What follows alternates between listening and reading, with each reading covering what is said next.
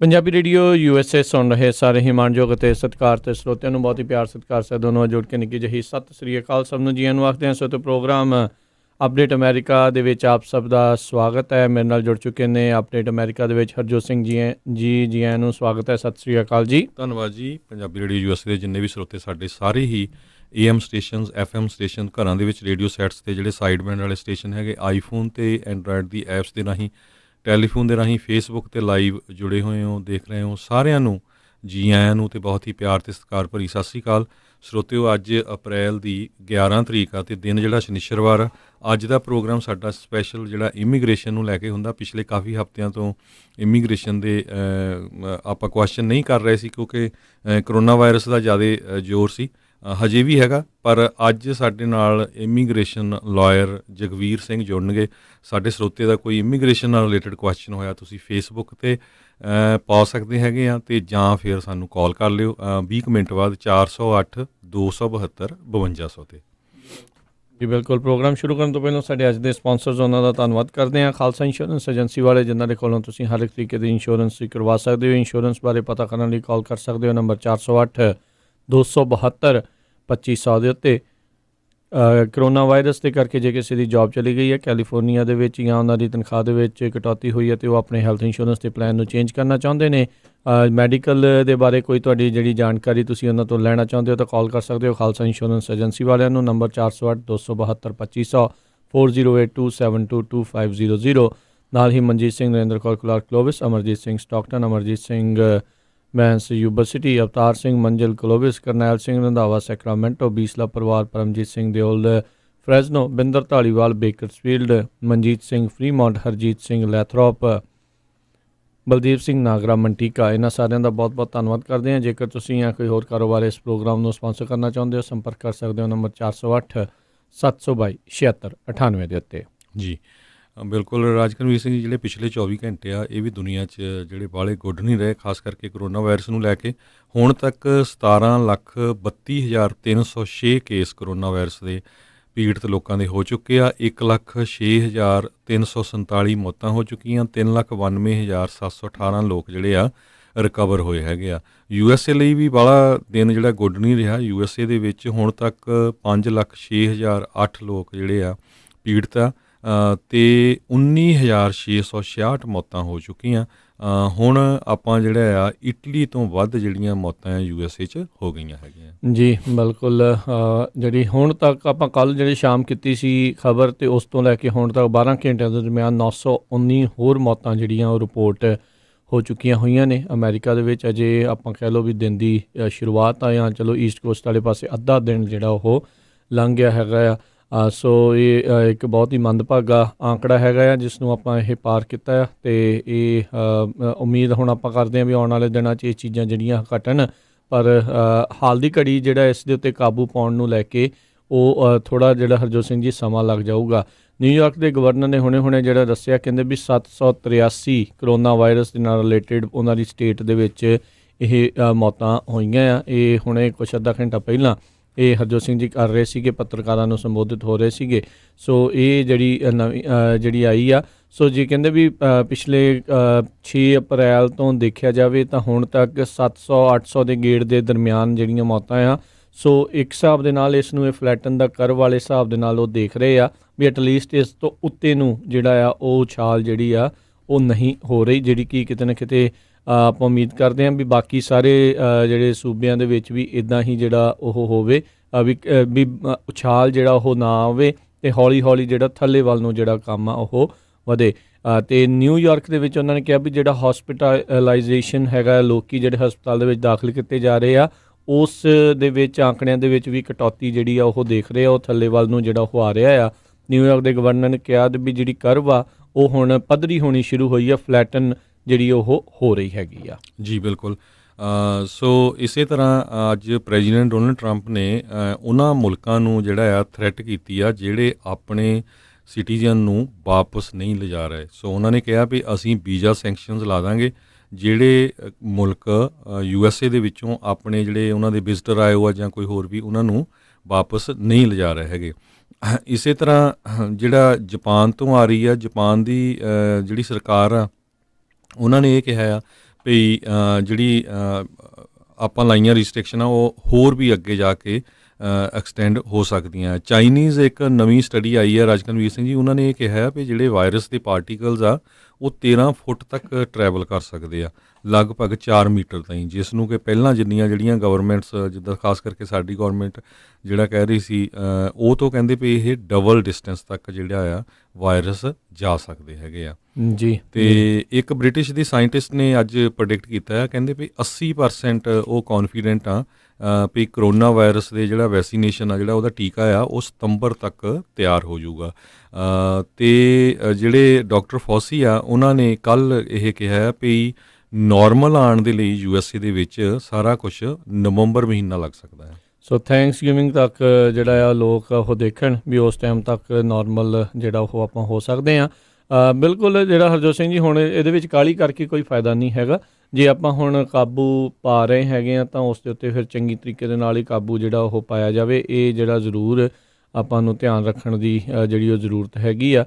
ਅਤੇ ਹਰਜੋਤ ਸਿੰਘ ਜੀ, ਦੱਸਿਆ ਜਾ ਰਿਹਾ ਵੀ ਬ੍ਰਿਟੇਨ ਦੇ ਜਿਹੜੇ ਪ੍ਰਾਈਮ ਮਿਨਿਸਟਰ ਬੋਰਿਸ ਜੌਨਸਨ, ਜਿਨ੍ਹਾਂ ਨੂੰ COVID-19 ਜਿਹੜਾ ਉਹ ਹੋਇਆ ਸੀਗਾ, ਉਹ ਕਹਿੰਦੇ ਵੀ ਬੜੀ ਵਧੀਆ ਪ੍ਰੋਗਰੈਸ ਆ ਉਹ ਕਰ ਰਹੇ ਹੈਗੇ ਨੇ।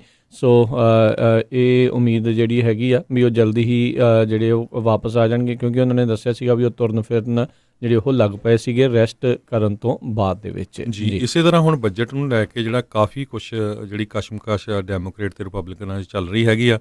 ਸਮਾਲ ਬਿਜ਼ਨਸ ਜਿਹੜੇ ਹੈਗੇ ਆ, ਉਹਨਾਂ ਨੂੰ ਪੇਚੈਕ ਪ੍ਰੋਟੈਕਸ਼ਨ ਲਈ ਜਿਹੜੇ ਪੈਸੇ ਦਿੱਤੇ ਜਾਣੇ ਆ, ਉਹਨੂੰ ਲੈ ਕੇ ਰਿਪਬਲਿਕਨ ਕਹਿੰਦੇ ਆ ਵੀ ਅਸੀਂ ਕਿਸੇ ਤਰ੍ਹਾਂ ਦੀ ਵੀ ਜਿਹੜੀ ਡੈਮੋਕ੍ਰੇਟਸ ਆ ਉਹਨਾਂ ਦੇ ਨਾਲ ਐਗਰੀ ਨਹੀਂ ਕਰਾਂਗੇ, ਜਿਹੜੀ ਉਹ ਅਮੈਂਡਮੈਂਟ ਕਰਨਾ ਚਾਹੁੰਦੇ ਆ। ਅਤੇ ਦੂਸਰੇ ਪਾਸੇ ਗਵਰਨਰਸ ਦੀ ਜਿਹੜੀ ਮੀਟਿੰਗ ਹੋਈ ਹੈਗੀ ਆ, ਗਵਰਨਰਸ ਨੇ ਇਹ ਕਿਹਾ ਆ ਵੀ ਸਾਨੂੰ $500 ਬਿਲੀਅਨ ਜਿਹੜਾ ਆ ਬੇਲ ਆਊਟ ਜਿਹੜਾ ਪੈਕੇਜ ਦਿੱਤਾ ਜਾਣਾ ਚਾਹੀਦਾ ਹੈਗਾ ਆ ਕਰੋਨਾ ਵਾਇਰਸ ਰਿਲੀਫ ਫੰਡ ਦਾ।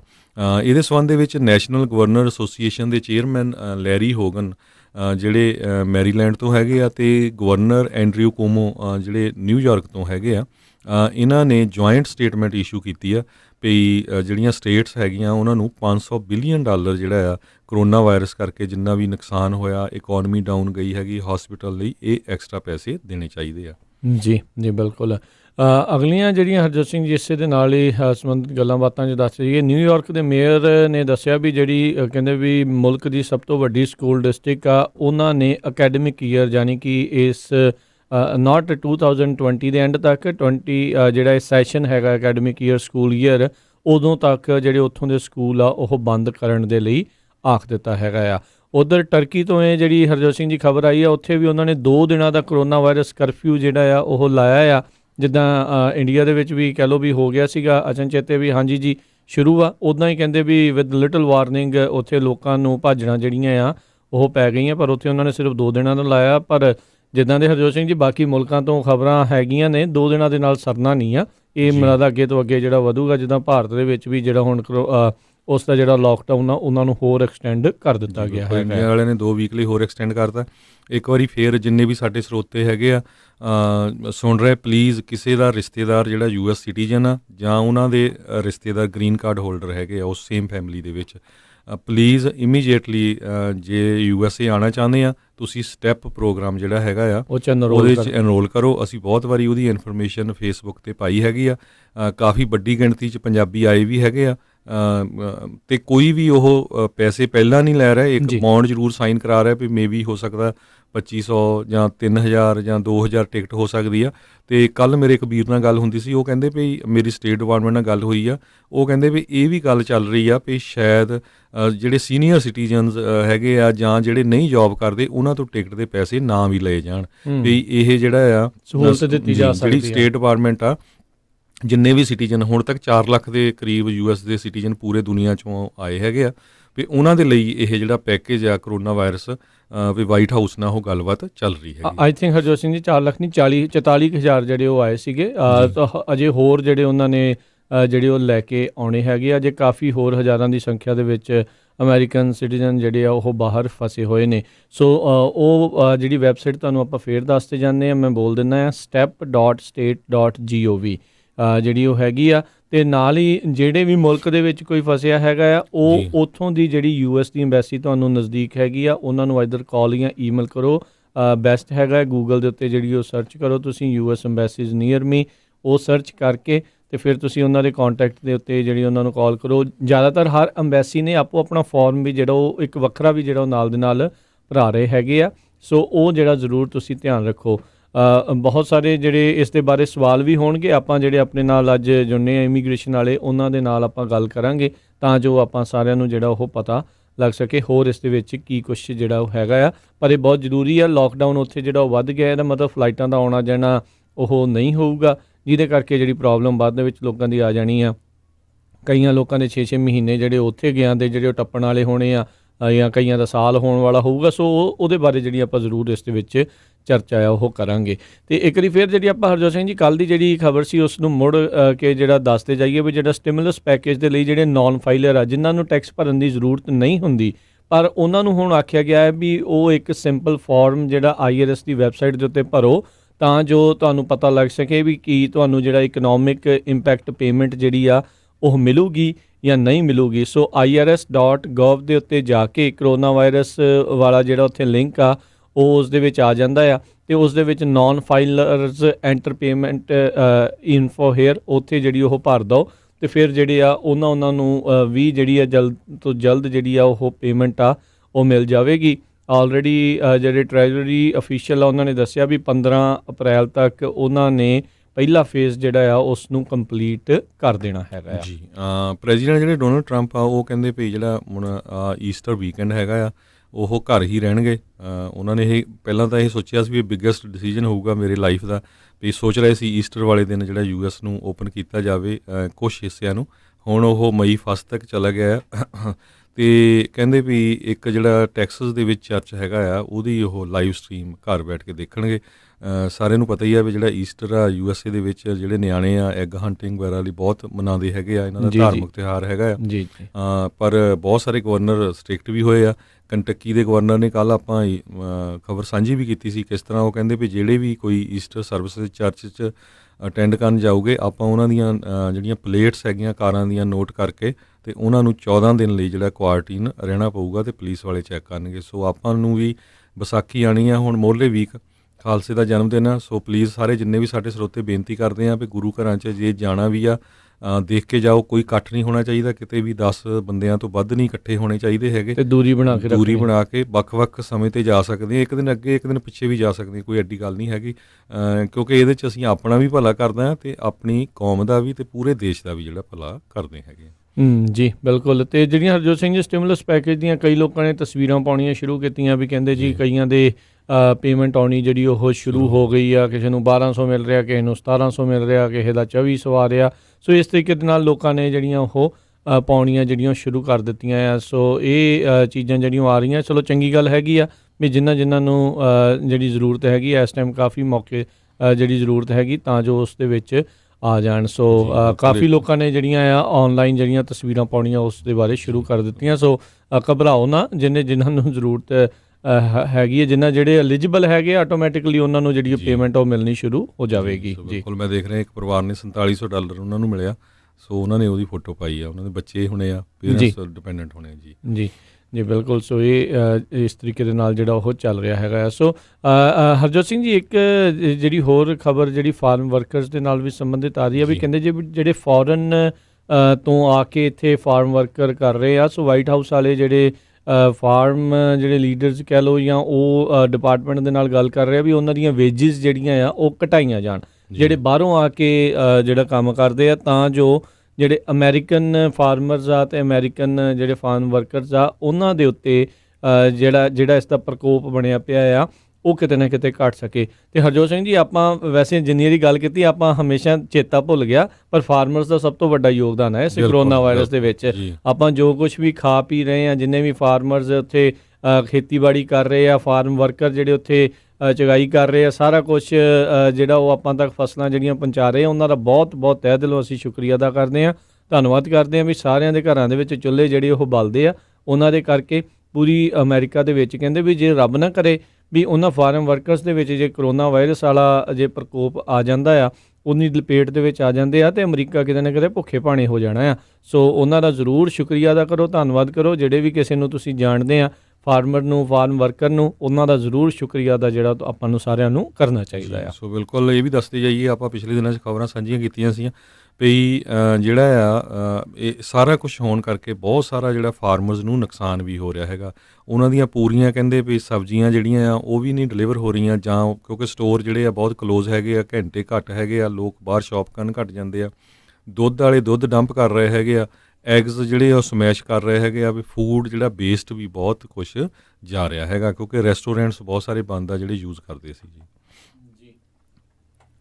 ਜੀ।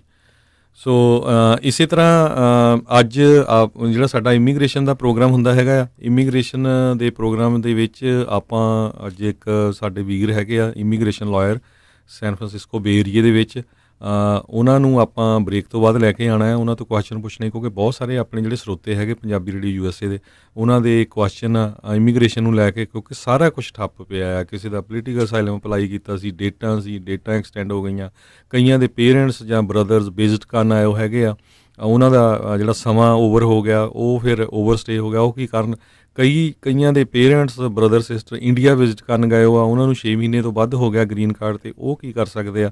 ਸੋ ਇੱਦਾਂ ਦੇ ਜਿਹੜੇ ਇਮੀਗ੍ਰੇਸ਼ਨ ਕੁਐਸਚਨ ਹੈਗੇ ਆ, ਖਾਸ ਕਰਕੇ ਜਿਹੜਾ ਇਹ ਸਟਿਮੂਲਸ ਚੈੱਕ ਆਉਣਾ ਆ, ਬਹੁਤ ਸਾਰੇ ਲੋਕਾਂ ਨੂੰ ਭੁਲੇਖਾ ਆ ਵੀ ਕਿਤੇ ਇਹ ਜਿਹੜਾ ਆ ਪਬਲਿਕ ਬੈਨੀਫਿਟ ਤਾਂ ਨਹੀਂ ਹੈਗਾ, ਆਪਾਂ ਦੱਸਿਆ ਵੀ ਆ ਪਿਛਲੇ ਸਮੇਂ 'ਚ ਨਹੀਂ।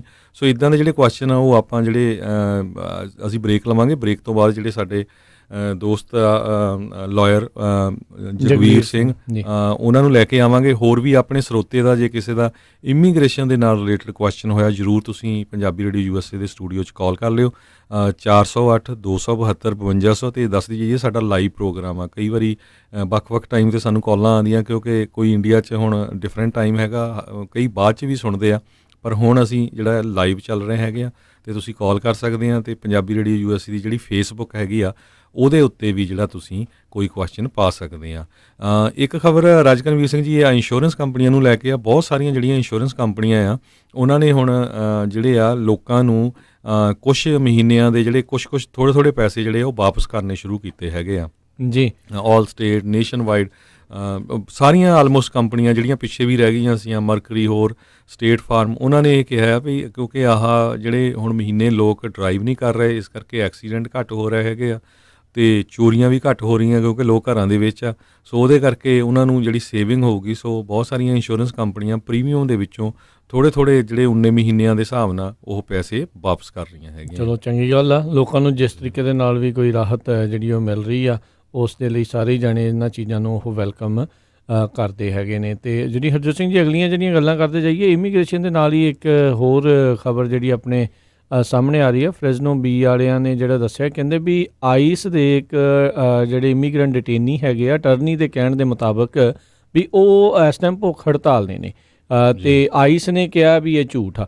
ਇਹ ਜਿਹੜੀ ਇਸ ਟਾਈਮ ਗੱਲ ਜਿਹੜੀ ਸਾਹਮਣੇ ਆਈ ਹੈ, ਮੈਸਾ ਵਰਡੇ ਆਈਸ ਪ੍ਰੋਸੈਸਿੰਗ ਫੈਸਿਲਿਟੀ ਜਿਹੜੀ ਬੇਕਰਸਫੀਲਡ ਦੇ ਵਿੱਚ ਆ, ਉੱਥੇ ਕਹਿੰਦੇ ਕਈ ਸੈਂਕੜੇ ਹੀ ਅਨਡਾਕੂਮੈਂਟਡ ਇਮੀਗ੍ਰੈਂਟਸ ਆ, ਉਹਨਾਂ ਨੇ ਹੜਤਾਲ ਸ਼ੁਰੂ ਕੀਤੀ ਹੈ। ਇੱਕ ਜਿਹੜੇ ਕੁਛ ਅਟਰਨੀਜ਼ ਅਤੇ ਇਮੀਗ੍ਰੇਸ਼ਨ ਐਕਟਿਵਿਸਟ ਆ, ਉਹਨਾਂ ਨੇ ਕੱਲ੍ਹ ਜਿਹੜੇ ਇਸ ਦੇ ਬਾਰੇ ਚਰਚਾ ਛੇੜੀ ਸੀ ਅਤੇ US ਜਿਹੜੇ CIS ਵਾਲੇ ਆ, ਉਹਨਾਂ ਨੇ ਜਿਹੜਾ ਉਹ ਦੱਸਿਆ ਆ ਵੀ ਇਹ ਕਹਿੰਦੇ ਟੋਟਲੀ ਝੂਠੀ ਆ, ਅਤੇ ਕਹਿੰਦੇ ਵੀ ਇਮੀਗ੍ਰੈਂਟ ਡਿਟੇਨੀਜ਼ ਨੂੰ ਐਕਸਪਲੋਇਟ ਕਰਨ ਦਾ ਉਹਨਾਂ ਦੇ ਦੁਆਰਾ ਇੱਕ ਤਰੀਕਾ ਹੈਗਾ ਆ। ਐਂਬਰ ਤੋਵਰ ਕਰਕੇ ਨਾਮ ਦਾ ਇੱਕ ਅਟਰਨੀ ਆ, ਜਿਹੜਾ ਕਿ defence project United Farm Worker Foundation ਦੇ ਲਈ ਕੰਮ ਕਰਦਾ ਆ, ਅਤੇ ਉਹਦੇ ਨਾਲ ਹੋਰ ਕਈ ਨਾਨ ਪ੍ਰੋਫਿਟ ਆਰਗੇਨਾਈਜੇਸ਼ਨ ਦੇ ਜਿਹੜੇ ਸੀਗੇ ਅਟਰਨੀਜ਼, ਉਹਨਾਂ ਨੇ ਮਿਲ ਕੇ ਇਸ ਦੇ ਬਾਰੇ ਕਮਿਊਨੀਕੇਸ਼ਨ ਜਿਹੜੀ ਉਹ ਕੀਤੀ ਸੀਗੀ। ਪਰ ਆਈਸ ਵਾਲੇ USCIS ਵਾਲੇ ਕਹਿ ਰਹੇ ਆ ਵੀ ਇਹ ਟੋਟਲੀ ਗਲਤ ਇਨਫੋਰਮੇਸ਼ਨ ਜਿਹੜੀ ਉਹ ਦੱਸੀ ਜਾ ਰਹੀ ਹੈਗੀ ਆ। ਸੋ ਹੁਣ ਕੀ ਅਸਲੀਅਤ ਆ, ਕੀ ਨਹੀਂ ਹੈਗੀ, ਕਿਸ ਤਰੀਕੇ ਦੇ ਨਾਲ ਆ, ਇਹ ਜਿਹੜੀ ਆ ਉਹ ਤਾਂ ਆਉਣ ਵਾਲਾ ਸਮਾਂ ਹੀ ਜਿਹੜਾ ਹਰਜੋਤ ਸਿੰਘ ਜੀ ਦੱਸ ਸਕੂਗਾ। ਪਰ ਇੱਕ ਚੀਜ਼ ਜਿਹੜੀ ਇਹਨਾਂ ਸਾਰੇ ਚੀਜ਼ਾਂ ਦੇ ਵਿੱਚੋਂ ਨਿਕਲ ਕੇ ਇਹ ਆਈ ਸੀਗੀ ਵੀ ਆਪਾਂ ਦੇਖਿਆ ਵੀ ਕਿਸ ਤਰੀਕੇ ਦੇ ਨਾਲ ਆਈਸ ਦੀਆਂ ਜਿਹੜੀਆਂ ਡਿਟੈਂਸ਼ਨ ਸੈਂਟਰਸ ਦੇ ਵਿੱਚ ਓਵਰਆਲ ਨੰਬਰ ਆਫ ਡਿਟੇਨੀਜ਼ ਜਿਹੜੇ ਉਹ ਕਾਫੀ ਜ਼ਿਆਦਾ ਘਟੇ ਹੋਏ ਨੇ, ਕਿਉਂਕਿ ਕਰੋਨਾ ਵਾਇਰਸ ਦਾ ਉਹਨਾਂ ਨੂੰ ਵੀ ਡਰ ਆ ਵੀ ਕਿਤੇ ਇਹਨਾਂ ਦੇ ਵਿੱਚ ਵੀ ਉਹ ਜ਼ਿਆਦਾ ਨਾ ਫੈਲ ਜਾਵੇ ਜੀ। ਸੋ ਬਿਲਕੁਲ ਆਪਾਂ ਬ੍ਰੇਕ ਵੀ ਲੈਣੀ ਆ, ਬ੍ਰੇਕ ਤੋਂ ਬਾਅਦ ਆਪਾਂ ਇਮੀਗ੍ਰੇਸ਼ਨ ਨਾਲ ਰਿਲੇਟਡ ਜਿਹੜੇ ਆ ਗੱਲਾਂ ਕਰਨੀਆਂ, ਅਤੇ ਉਹ ਤੋਂ ਪਹਿਲਾਂ ਇੱਕ ਖਬਰ ਜ਼ਰੂਰ ਹੋਰ ਸਾਂਝੀ ਕਰਦੇ ਜਾਈਏ, ਜਿਹੜੀ ਵਰਲਡ ਹੈਲਥ ਆਰਗੇਨਾਈਜੇਸ਼ਨ ਦੇ ਨਾਲ ਰਿਲੇਟਡ ਹੈਗੀ ਆ। ਅੱਜ WHO ਵਾਲੇ ਕਹਿੰਦੇ ਆ ਵੀ ਅਸੀਂ ਇੱਕ ਰਿਪੋਰਟ ਨੂੰ ਇਨਵੈਸਟੀਗੇਟ ਕਰ ਰਹੇ ਹਾਂ, ਜਿਹੜੀ ਕਿ ਸਾਊਥ ਕੋਰੀਆ ਤੋਂ ਆਈ ਹੈਗੀ ਆ। ਸਾਊਥ ਕੋਰੀਆ ਵਾਲੇ ਕਹਿੰਦੇ ਆ ਭਈ 91 ਪੇਸ਼ੈਂਟਸ ਜਿਹੜੇ ਉਹਨਾਂ ਦੇ ਜਿਹੜੇ ਆਲਰੇਡੀ ਕਰੋਨਾ ਵਾਇਰਸ ਤੋਂ ਫ੍ਰੀ ਹੋ ਗਏ ਸੀ, ਉਹਨਾਂ ਦਾ ਇਲਾਜ ਹੋ ਗਿਆ ਸੀ, ਉਹਨਾਂ ਨੂੰ ਦੁਬਾਰਾ ਕੀ ਫਿਰ ਜਿਹੜੀ ਕਰੋਨਾ ਹੋ ਗਈ ਹੈਗੀ ਆ। ਸੋ ਇਹ ਬੜਾ ਇੱਕ ਸੀਰੀਅਸ ਮੈਟਰ ਹੈਗਾ ਵੀ ਸੈਕਿੰਡ ਵੇਵ ਸੈਕਿੰਡ ਵੇਵ। ਸੋ ਉਹਨੂੰ ਦੇਖ ਕੇ ਉਹ ਕਹਿੰਦੇ ਆ ਵੀ ਅਸੀਂ ਜਿਹੜੀ ਆ ਇਸ ਜਿਹੜੀ ਪੋਜ਼ੀਟਿਵ ਆਈ ਹੈਗੀ ਰਿਪੋਰਟ 91 ਪੇਸ਼ੈਂਟਸ ਦੀ, ਉਹਨੂੰ ਲੈ ਕੇ ਜਿਹੜੀ ਇਨਵੈਸਟੀਗੇਸ਼ਨ ਕਰ ਰਹੇ ਆ, ਅਤੇ ਫਿਰ ਜਿਹੜੀ ਪੂਰੀ ਦੁਨੀਆ ਦੇ ਮੁਲਕ ਆ ਉਹਨਾਂ ਨੂੰ ਉਹ ਦੱਸਣਗੇ ਵੀ ਕੀ ਕਰਨਾ ਚਾਹੀਦਾ ਤਾਂ ਕਿ ਜਿਹੜੀ ਦੁਬਾਰਾ ਕੀ ਫਿਰ ਜਿਹੜੇ ਪਹਿਲਾਂ ਪੇਸ਼ੈਂਟ ਠੀਕ ਹੋ ਚੁੱਕੇ ਉਹਨਾਂ ਦੇ ਵਿੱਚ ਕਰੋਨਾ ਨਾ ਆਵੇ। ਜੀ ਜੀ। ਅਤੇ ਹਰਜੋਤ ਸਿੰਘ ਜੀ, ਅਜੇ ਵੀ ਕਈ ਲੋਕ ਜਿਹੜੇ ਸੀਗੇ ਇਸ ਨੂੰ ਜਾਂ ਸੀਰੀਅਸਲੀ ਨਹੀਂ ਲੈ ਰਹੇ ਸੀ, ਅਤੇ ਜਾਂ ਇਸ ਨੂੰ ਅਜੇ ਵੀ ਫਲੂ ਦੇ ਨਾਲ ਹੀ ਜੋੜ ਕੇ ਦੱਸ ਰਹੇ ਸੀਗੇ। ਆਪਾਂ ਦੇਖਦੇ ਹਾਂ ਵੀ ਫਲੂ ਹਰ ਸਾਲ ਆਉਂਦਾ, ਨੋ ਡਾਊਟ ਮਿਲੀਅਨਸ ਆਫ ਲੋਕਾਂ ਦੇ ਉੱਤੇ ਉਸ ਦਾ ਅਸਰ ਹੁੰਦਾ ਹੈ, ਅਤੇ ਉਸ ਦੇ ਵਿੱਚ 1% ਨਹੀਂ 0.01% ਕਹਿੰਦੇ ਆ ਵੀ ਉਸ ਦੀ ਮੋਰਟੈਲਿਟੀ ਰੇਟ ਆ। ਪਰ ਆਪਾਂ ਫਲੂ ਦੇ ਕਰਕੇ ਨਹੀਂ ਕਦੀ ਸੁਣਦੇ ਸੀ ਵੀ ਡਾਕਟਰ ਜਾਂ ਜਿਹੜੇ ਹੈਲਥ ਕੇਅਰ ਵਰਕਰਸ ਜਿਹੜੇ ਆ ਉਹਨਾਂ ਨੂੰ ਜਿਹੜੀਆਂ ਮੌਤਾਂ ਉਹਨਾਂ ਦੀਆਂ ਹੁੰਦੀਆਂ, ਪਰ ਕਰੋਨਾ ਵਾਇਰਸ ਦੇ ਕਰਕੇ ਬਹੁਤ ਸਾਰੇ ਡਾਕਟਰ, ਬਹੁਤ ਸਾਰੇ ਜਿਹੜੇ ਹੈਲਥ ਕੇਅਰ ਵਰਕਰ ਆ ਉਹਨਾਂ ਦੀਆਂ ਮੌਤਾਂ ਹੋ ਰਹੀਆਂ ਆ। ਦਰਜਨਾਂ ਦੇ ਹਿਸਾਬ ਦੇ ਨਾਲ ਓਵਰਆਲ ਵਰਲਡ ਦੇ ਵਿੱਚ ਇਹ ਜਿਹੜੀਆਂ ਮੌਤਾਂ ਹੋਈਆਂ ਉਹਨਾਂ ਨੂੰ ਜਿਹੜਾ ਨਜਿੱਠਦੇ ਹੋਏ। ਸੋ ਇਸ ਨੂੰ ਤਾਂ ਹੀ ਆਪਾਂ ਕਹਿ ਰਹੇ ਹਾਂ ਬਾਰ-ਬਾਰ ਜਿਹੜੇ ਉਹ ਸੀਰੀਅਸਲੀ ਲੈਣ ਦੀ ਜ਼ਰੂਰਤ ਆ। ਬ੍ਰਿਟੇਨ ਤੋਂ ਆ ਰਹੀ ਆ NHS ਜਿਹੜੀ ਉੱਥੇ ਦੀ ਹੈਗੀ ਆ, ਉਹਨਾਂ ਨੇ ਦੱਸਿਆ ਵੀ ਸਾਡੇ 19 ਜਿਹੜੇ ਮੈਂਬਰ ਨੇ ਉਹ ਇਸ ਦੇ ਕਰਕੇ ਜਿਹੜੇ ਉਹ ਮਰ ਚੁੱਕੇ ਹੋਏ ਨੇ। ਜਿਹੜੇ ਉੱਥੋਂ ਦੇ ਹੈਲਥ ਸੈਕਟਰੀ ਮੈਟ ਹੈਨਕੌਕ ਆ, ਉਹਨਾਂ ਨੇ ਜਿਹੜਾ ਇਸ ਦੇ ਬਾਰੇ ਜਾਣਕਾਰੀ ਜਿਹੜੀ ਉਹ ਦਿੱਤੀ ਸੀਗੀ। ਸੋ ਜੀ ਬਿਲਕੁਲ, ਬਹੁਤ ਸਾਰੇ ਜਿਹੜੇ ਲੋਕ ਆ ਨਾ ਝੂਠੀਆਂ ਅਫਵਾਹਾਂ ਫੈਲਾਉਂਦੇ ਰਹਿੰਦੇ ਵੀ ਨਹੀਂ ਜੀ ਆ ਇਹਦੇ ਨਾਲ ਹਾਰਟ ਅਟੈਕ ਨਾਲ ਕਿੰਨੇ ਮਰਦੇ, ਕੈਂਸਰ ਨਾਲ ਕਿੰਨੇ ਮਰਦੇ। ਵੀ ਇਹ ਵੀ ਤੁਸੀਂ ਇਹ ਦੇਖੋ ਭਈ ਜਿਸ ਸ਼ਹਿਰ ਦੇ 700 ਪੁਲਿਸ ਆਫੀਸਰ ਇਨਫੈਕਟਡ ਹੋ ਜਾਣ ਨਿਊਯਾਰਕ ਦੇ, ਕਦੇ ਕਿਸੇ ਨਾਲ ਕੈਂਸਰ ਨਾ, ਹਾਰਟ ਅਟੈਕ ਨਾ, ਫਲੂ ਨਾ ਦੇਖਿਆ ਵੀ ਇੰਨੇ ਜ਼ਿਆਦਾ ਹੋ ਜਾਣ, ਵੀ ਇੱਕ ਤੋਂ ਇੱਕ ਨੂੰ ਫੈਲ ਗਿਆ ਹੋਵੇ। ਤੇ ਇਸੇ ਤਰ੍ਹਾਂ ਇੱਕ ਜਿਹੜੀ ਹੈਲਥ ਆਰਗੇਨਾਈਜੇਸ਼ਨ ਆ ਉਹਦਾ 1700 ਬੰਦਾ ਇਨਫੈਕਟਡ ਹੋ ਗਿਆ ਹੋਵੇ। ਨਿਊਯਾਰਕ ਤੋਂ ਇੱਕ ਰਿਪੋਰਟ ਆਈ, ਇੱਕ ਬੀਬੀ ਵਿਚਾਰੀ 28 ਕਿ 29 ਸਾਲਾਂ ਦੀ ਸੀ, ਐਡਮਿਸ਼ਨ ਕਲਰਕ, ਜਿਹੜਾ ਜਦੋਂ ਤੁਸੀਂ ਹਸਪਤਾਲ 'ਚ ਜਾਂਦੇ ਆ ਜਿਹੜੇ ਐਡਮਿਟ ਕਰਦੇ ਆ, ਉਹਦੀ ਡੈਥ ਹੋਈ ਆ ਕਰੋਨਾ ਵਾਇਰਸ ਨਾਲ। ਹੁਣ ਦੇਖੋ ਵੀ ਉਹਦਾ ਤਾਂ ਕੋਈ ਉਹਦਾ ਇਲਾਜ ਵੀ ਨਹੀਂ ਕਰ ਰਹੀ ਹੈਗੀ। ਸੋ ਇਹ ਬਹੁਤ ਖਤਰਨਾਕ ਚੀਜ਼ ਆ, ਬਚ ਕੇ ਰਹਿਣਾ ਚਾਹੀਦਾ। ਜਿਸ ਤਰ੍ਹਾਂ ਆਪਾਂ ਕਹਿੰਦੇ ਆ ਘਰਾਂ ਦੇ ਵਿੱਚ ਸੇਫ ਰਹੋ ਪੂਰੇ ਆਪਣੇ। ਹੁਣ ਤਾਂ ਬਹੁਤ ਸਾਰੇ ਜਿਹੜੇ ਕੈਲੀਫੋਰਨੀਆ 'ਚ ਸਟੋਰ ਆ, ਉਹਨੇ ਕਹਿਤਾ ਵੀ ਜੇ ਤੁਸੀਂ ਮਾਸਕ ਨਹੀਂ ਪਾਇਆ ਤੁਸੀਂ ਸਟੋਰ ਦੇ ਅੰਦਰ ਐਂਟਰ ਨਹੀਂ ਹੋ ਸਕਦੇ। LA ਵਾਲੇ ਨੇ ਤਾਂ ਟੋਟਲੀ ਲਾ ਹੀ ਦਿੱਤਾ ਆ, ਉਹ ਕਹਿੰਦੇ ਵੀ ਨਹੀਂ ਤਾਂ ਤੁਹਾਨੂੰ ਅਸੀਂ ਸਾਈਟੇਸ਼ਨਸ ਦੇਵਾਂਗੇ। ਬਹੁਤ ਸਾਰੇ ਜਿਹੜੀਆਂ ਸਟੇਟ ਕਾਊਂਟੀਜ਼ ਅਤੇ ਜਿਹੜੀਆਂ ਸਿਟੀਜ਼ ਆ ਉਹ ਇੱਦਾਂ ਦੇ ਫੈਸਲੇ ਆਲਰੇਡੀ ਲੈਣਾ ਉਹਨਾਂ ਨੇ ਸ਼ੁਰੂ ਕਰ ਦਿੱਤਾ ਹੈਗਾ ਆ ਜੀ। ਅਤੇ ਹੁਣ ਆਪਾਂ ਹਰਜੋਤ ਸਿੰਘ ਜੀ ਇੱਕ ਬ੍ਰੇਕ ਲੈਂਦੇ ਹਾਂ, ਬ੍ਰੇਕ ਤੋਂ ਬਾਅਦ ਜਿਹੜਾ ਉਹ ਫਿਰ ਵਾਪਸ ਆਉਂਦੇ ਹਾਂ, ਅਤੇ ਜਿਹੜੀ ਆਪਾਂ ਗੱਲਬਾਤ ਆ ਉਹ ਫਿਰ ਇਮੀਗ੍ਰੇਸ਼ਨ ਦੇ ਨਾਲ ਸੰਬੰਧਿਤ ਆ ਉਹ ਆਪਾਂ ਲੈ ਕੇ ਹਾਜ਼ਰ ਹੋਵਾਂਗੇ। ਜਗਬੀਰ ਸਿੰਘ ਜੀ ਆਪਣੇ ਨਾਲ ਜਿਹੜੇ ਆ ਉਹ ਸੁਣਨਗੇ, ਜਗਬੀਰ ਸਿੰਘ ਜੀ। ਸੋ ਇਹ ਇਮੀਗ੍ਰੇਸ਼ਨ ਦੇ ਅਟਰਨੀ ਨੇ। ਸੋ ਉਨੀ ਦੇਰ ਤੱਕ ਜਿਹੜੇ ਆ ਤੁਸੀਂ ਸਾਰੇ ਜਣੇ ਜਿਹੜੇ ਕਾਲ ਵੀ ਕਰ ਸਕਦੇ ਹੋ 408 272 5200 ਦੇ। ਪਰ ਪਹਿਲਾਂ ਅਸੀਂ ਕੁਝ ਖੁਦ ਸਵਾਲ ਪੁੱਛਾਂਗੇ, ਉਸ ਤੋਂ ਬਾਅਦ ਦੇ ਵਿੱਚ ਜਿਹੜੀਆਂ ਆਪਾਂ ਲਾਈਨਸ ਆ ਉਹ ਖੋਲਾਂਗੇ ਤਾਂ ਜੋ ਤੁਸੀਂ ਵੀ ਜਿਹੜੇ ਉਹ ਸਵਾਲ ਆ ਉਹ ਪੁੱਛ ਸਕਿਓ। ਅਤੇ ਥੋੜ੍ਹਾ ਜਿਹਾ ਇੰਤਜ਼ਾਰ, ਬ੍ਰੇਕ ਤੋਂ ਬਾਅਦ ਦੇ ਵਿੱਚ ਆਪਾਂ ਹਾਜ਼ਰ ਹੁੰਦੇ ਹਾਂ ਜੀ।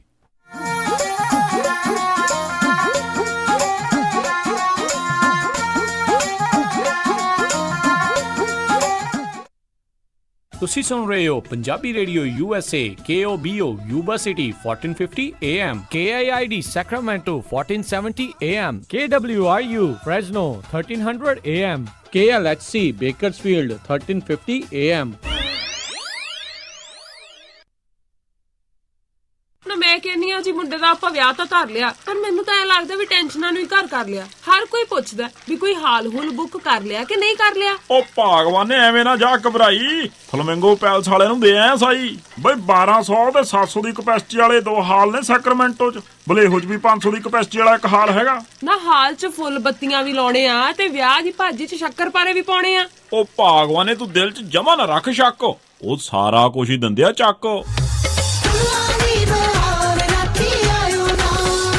ਜੀ ਹਾਂ, ਫਲੇਮਿੰਗੋ ਪੈਲੇਸ ਵਾਲਿਆਂ ਕੋਲ ਆਪਣਾ ਫੰਕਸ਼ਨ ਬੁੱਕ ਕਰਾਓ ਤੇ ਟੈਨਸ਼ਨ ਫ੍ਰੀ ਹੋ ਕੇ ਪ੍ਰਾਹੁਣਿਆਂ ਵਾਂਗੂ ਆਓ। ਉਹ ਦਿੰਦੇ ਨੇ ਪੂਰੇ ਕੈਲੀਫੋਰਨੀਆ 'ਚ ਕੇਟਰਿੰਗ ਦੀ ਸਰਵਿਸ, ਡੈਕੋਰੇਸ਼ਨ, DJ, ਫੁੱਲ ਬਾਰ, ਭਾਜੀ ਤੇ ਮਠਿਆਈ ਦਾ ਪ੍ਰਬੰਧ ਵੀ ਕਰਦੇ ਨੇ। ਵਧੇਰੇ ਜਾਣਕਾਰੀ ਲਈ ਕਾਲ ਪੌਲ 5103258433 510 325 8433 916 334 6000 916 334 6000। Apollo Physicians, 8191 Timberlake Way, Suite 200, Sacramento. Primary Care Clinic, Dr. Paramjit Singh Panesar MD, Family Medicine ਅਤੇ Dr. Jaspreet Kaur Tiwana MD, Internal Medicine ਦੀ ਅਗਵਾਈ ਦੇ ਹੇਠ Apollo Physicians, ਜਿੱਥੇ ਤੁਹਾਡੇ ਹਰ ਤਰੀਕੇ ਦੇ ਬਿਮਾਰੀਆਂ ਦਾ ਇਲਾਜ ਕਰਦੇ ਹਨ। ਸਰੀਰ ਦੀ ਕਿਸੇ ਵੀ ਤਰੀਕੇ ਦੀਆਂ ਬਿਮਾਰੀਆਂ ਦੇ ਲਈ, ਦਿਲ ਦੀ ਬਿਮਾਰੀ, chronic disease, flu shot, paediatrics, primary care, same day care ਦੀਆਂ ਸੇਵਾਵਾਂ ਦਿੰਦੇ ਹਨ।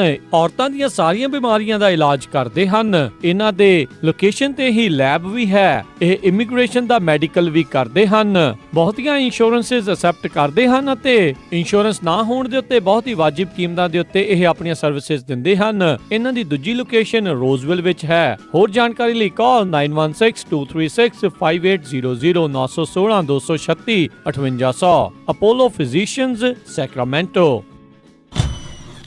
ਉਹ ਕਿੱਥੇ ਰਹਿ ਗਏ ਸੀ ਤੁਸੀਂ? ਮੈਂ ਕਾਦਾ ਉਡੀਕੀ ਜਾਣਾ ਤੁਹਾਨੂੰ। ਆਹ ਲਓ ਸਾਰਾ ਸਮਾਨ।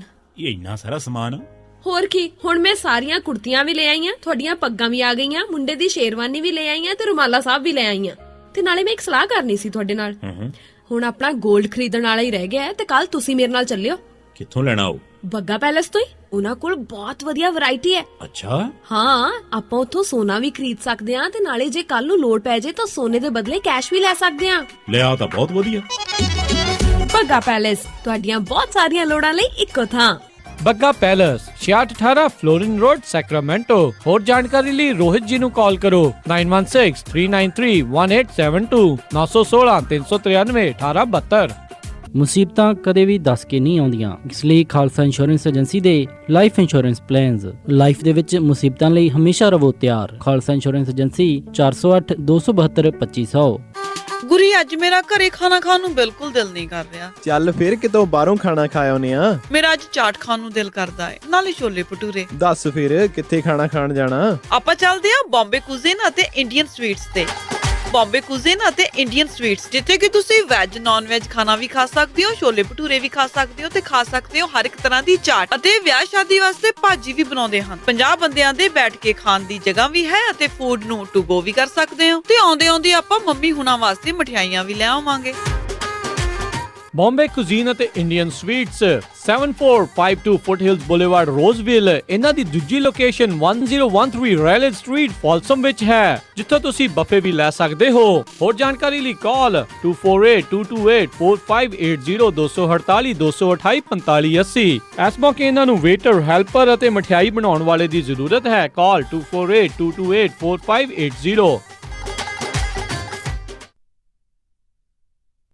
ਤੁਸੀਂ ਸੁਣ ਰਹੇ ਹੋ KOBO Yuba city 1450 AM, KIID Sacramento 1470 AM, KWRU Fresno 1300 AM, KLHC Bakersfield 1350 AM।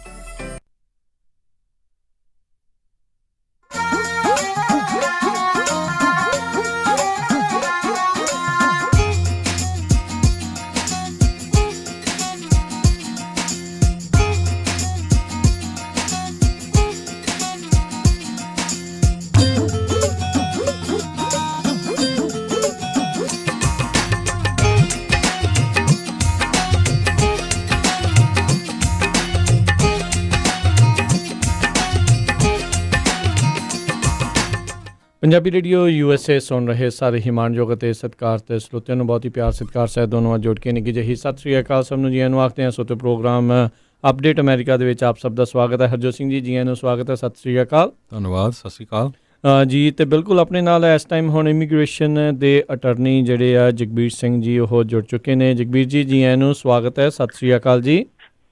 ਸਤਿ ਸ਼੍ਰੀ ਅਕਾਲ ਜੀ। ਜੀ ਸਤਿ ਸ਼੍ਰੀ ਅਕਾਲ। ਸੋ ਆਪਾਂ ਜਿਹੜੇ ਜਗਬੀਰ ਸਿੰਘ ਦੇ ਨਾਲ ਇਮੀਗ੍ਰੇਸ਼ਨ ਨਾਲ ਸੰਬੰਧਿਤ ਜਿਹੜੀ ਚਰਚਾ ਜਿਹੜੀ ਉਹ ਆਪਾਂ ਕਰਾਂਗੇ, ਕਿਉਂਕਿ ਆਪਾਂ ਜਾਣਦੇ ਹਾਂ ਇਸ ਮੌਕੇ ਕਰੋਨਾ ਵਾਇਰਸ ਦੇ ਕਰਕੇ ਇਮੀਗ੍ਰੇਸ਼ਨ ਕਿਤੇ ਨਾ ਕਿਤੇ ਜਿਹੜਾ ਬੈਕ ਬਰਨਰ ਬੈਕ ਸੀਟ ਦੇ ਉੱਤੇ ਗਿਆ, ਪਰ ਫਿਰ ਵੀ ਇਹਦਾ ਮਤਲਬ ਇਹ ਨਹੀਂ ਆ ਵੀ ਇਮੀਗ੍ਰੇਸ਼ਨ ਦੇ ਕੰਮਕਾਰ ਜਿਹੜੇ ਆ ਉਹ ਨਹੀਂ ਹੋ ਰਹੇ, ਘੱਟ ਚਾਹੇ ਹੋ ਰਹੇ ਹੋਣਗੇ, ਪਰ ਕੁਛ ਨਾ ਕੁਛ ਉਸ ਨੂੰ ਲੈ ਕੇ ਜਿਹੜੀ ਆ ਉਹ ਚੱਲ ਰਹੀ ਆ।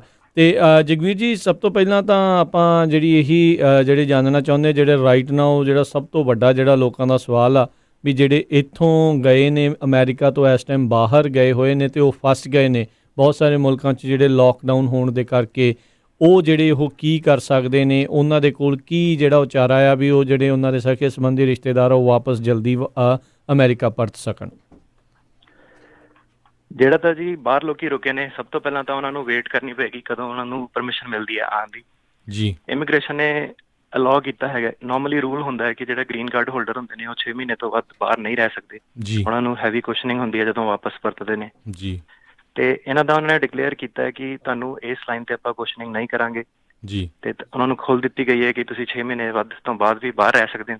ਜੀ ਕਈ ਲੋਕੀ ਨੇ ਜਿਨ੍ਹਾਂ ਨੂੰ ਆਲਰੇਡੀ ਇਮੀਗ੍ਰੈਂਟ ਵੀਜ਼ਾ ਮਿਲਿਆ ਸੀਗਾ, ਜਿਹੜੇ ਬਾਹਰ ਵੇਟ ਕਰ ਰਹੇ ਸੀਗੇ ਆਉਣ ਦੀ, ਜੀ ਤੇ ਉਹ ਇਮੀਗ੍ਰੈਂਟ ਵੀਜ਼ੇ ਦੀ ਮਿਆਦ ਜਿੱਦਾਂ 6 ਮਹੀਨੇ ਹੁੰਦੀ ਹੈ, ਜੀ ਤੇ ਉਹਨੂੰ ਵੀ ਇਮੀਗ੍ਰੇਸ਼ਨ ਨੇ ਕਿਹਾ ਹੈਗਾ ਕਿ ਤੁਸੀਂ ਸਾਡੀ ਦੁਬਾਰਾ ਫੀਸ ਭਰ ਸਕਦੇ ਹੋ ਤੇ ਤੁਹਾਡਾ ਵੀਜ਼ਾ ਐਕਸਟੈਂਡ ਕਰ ਦਿੱਤਾ ਜਾਏਗਾ। ਜੀ ਸੋ ਜਗਵੀਰ ਜੀ, ਜਿਹੜੇ ਲੋਕ ਗਏ ਹੋ ਆ, ਮੰਨ ਲਓ ਵੀ ਜਿੱਦਾਂ ਆਪਾਂ ਹੈਗੇ ਵੀ 6 ਮਹੀਨੇ ਤੋਂ ਵੱਧ ਨਹੀਂ ਰਹਿ ਸਕਦਾ ਜਿਹੜਾ ਗ੍ਰੀਨ ਕਾਰਡ ਹੋਲਡਰ ਆ, ਕਈ ਵਾਰ ਜਾਂ ਸਾਲ ਤੋਂ ਵੱਧ ਕਈ ਵਾਰ ਪਰਮਿਸ਼ਨ ਲੈ ਕੇ ਜਾਂਦੇ ਆ, ਸੋ ਉਹਨਾਂ ਨੂੰ ਕੋਈ ਈਮੇਲ ਕਰਕੇ ਜਿਹੜਾ USCIS ਨੂੰ ਇਨਫੋਰਮ ਕਰਨਾ ਪੈਣਾ ਜਾਂ ਆਟੋਮੈਟਿਕਲੀ ਜਦੋਂ ਉਹ ਵਾਪਸ ਆਣਗੇ ਕੋਈ ਕਿਸੇ ਤਰ੍ਹਾਂ ਦੀ ਤੰਗੀ ਨਹੀਂ ਹੋਊਗੀ?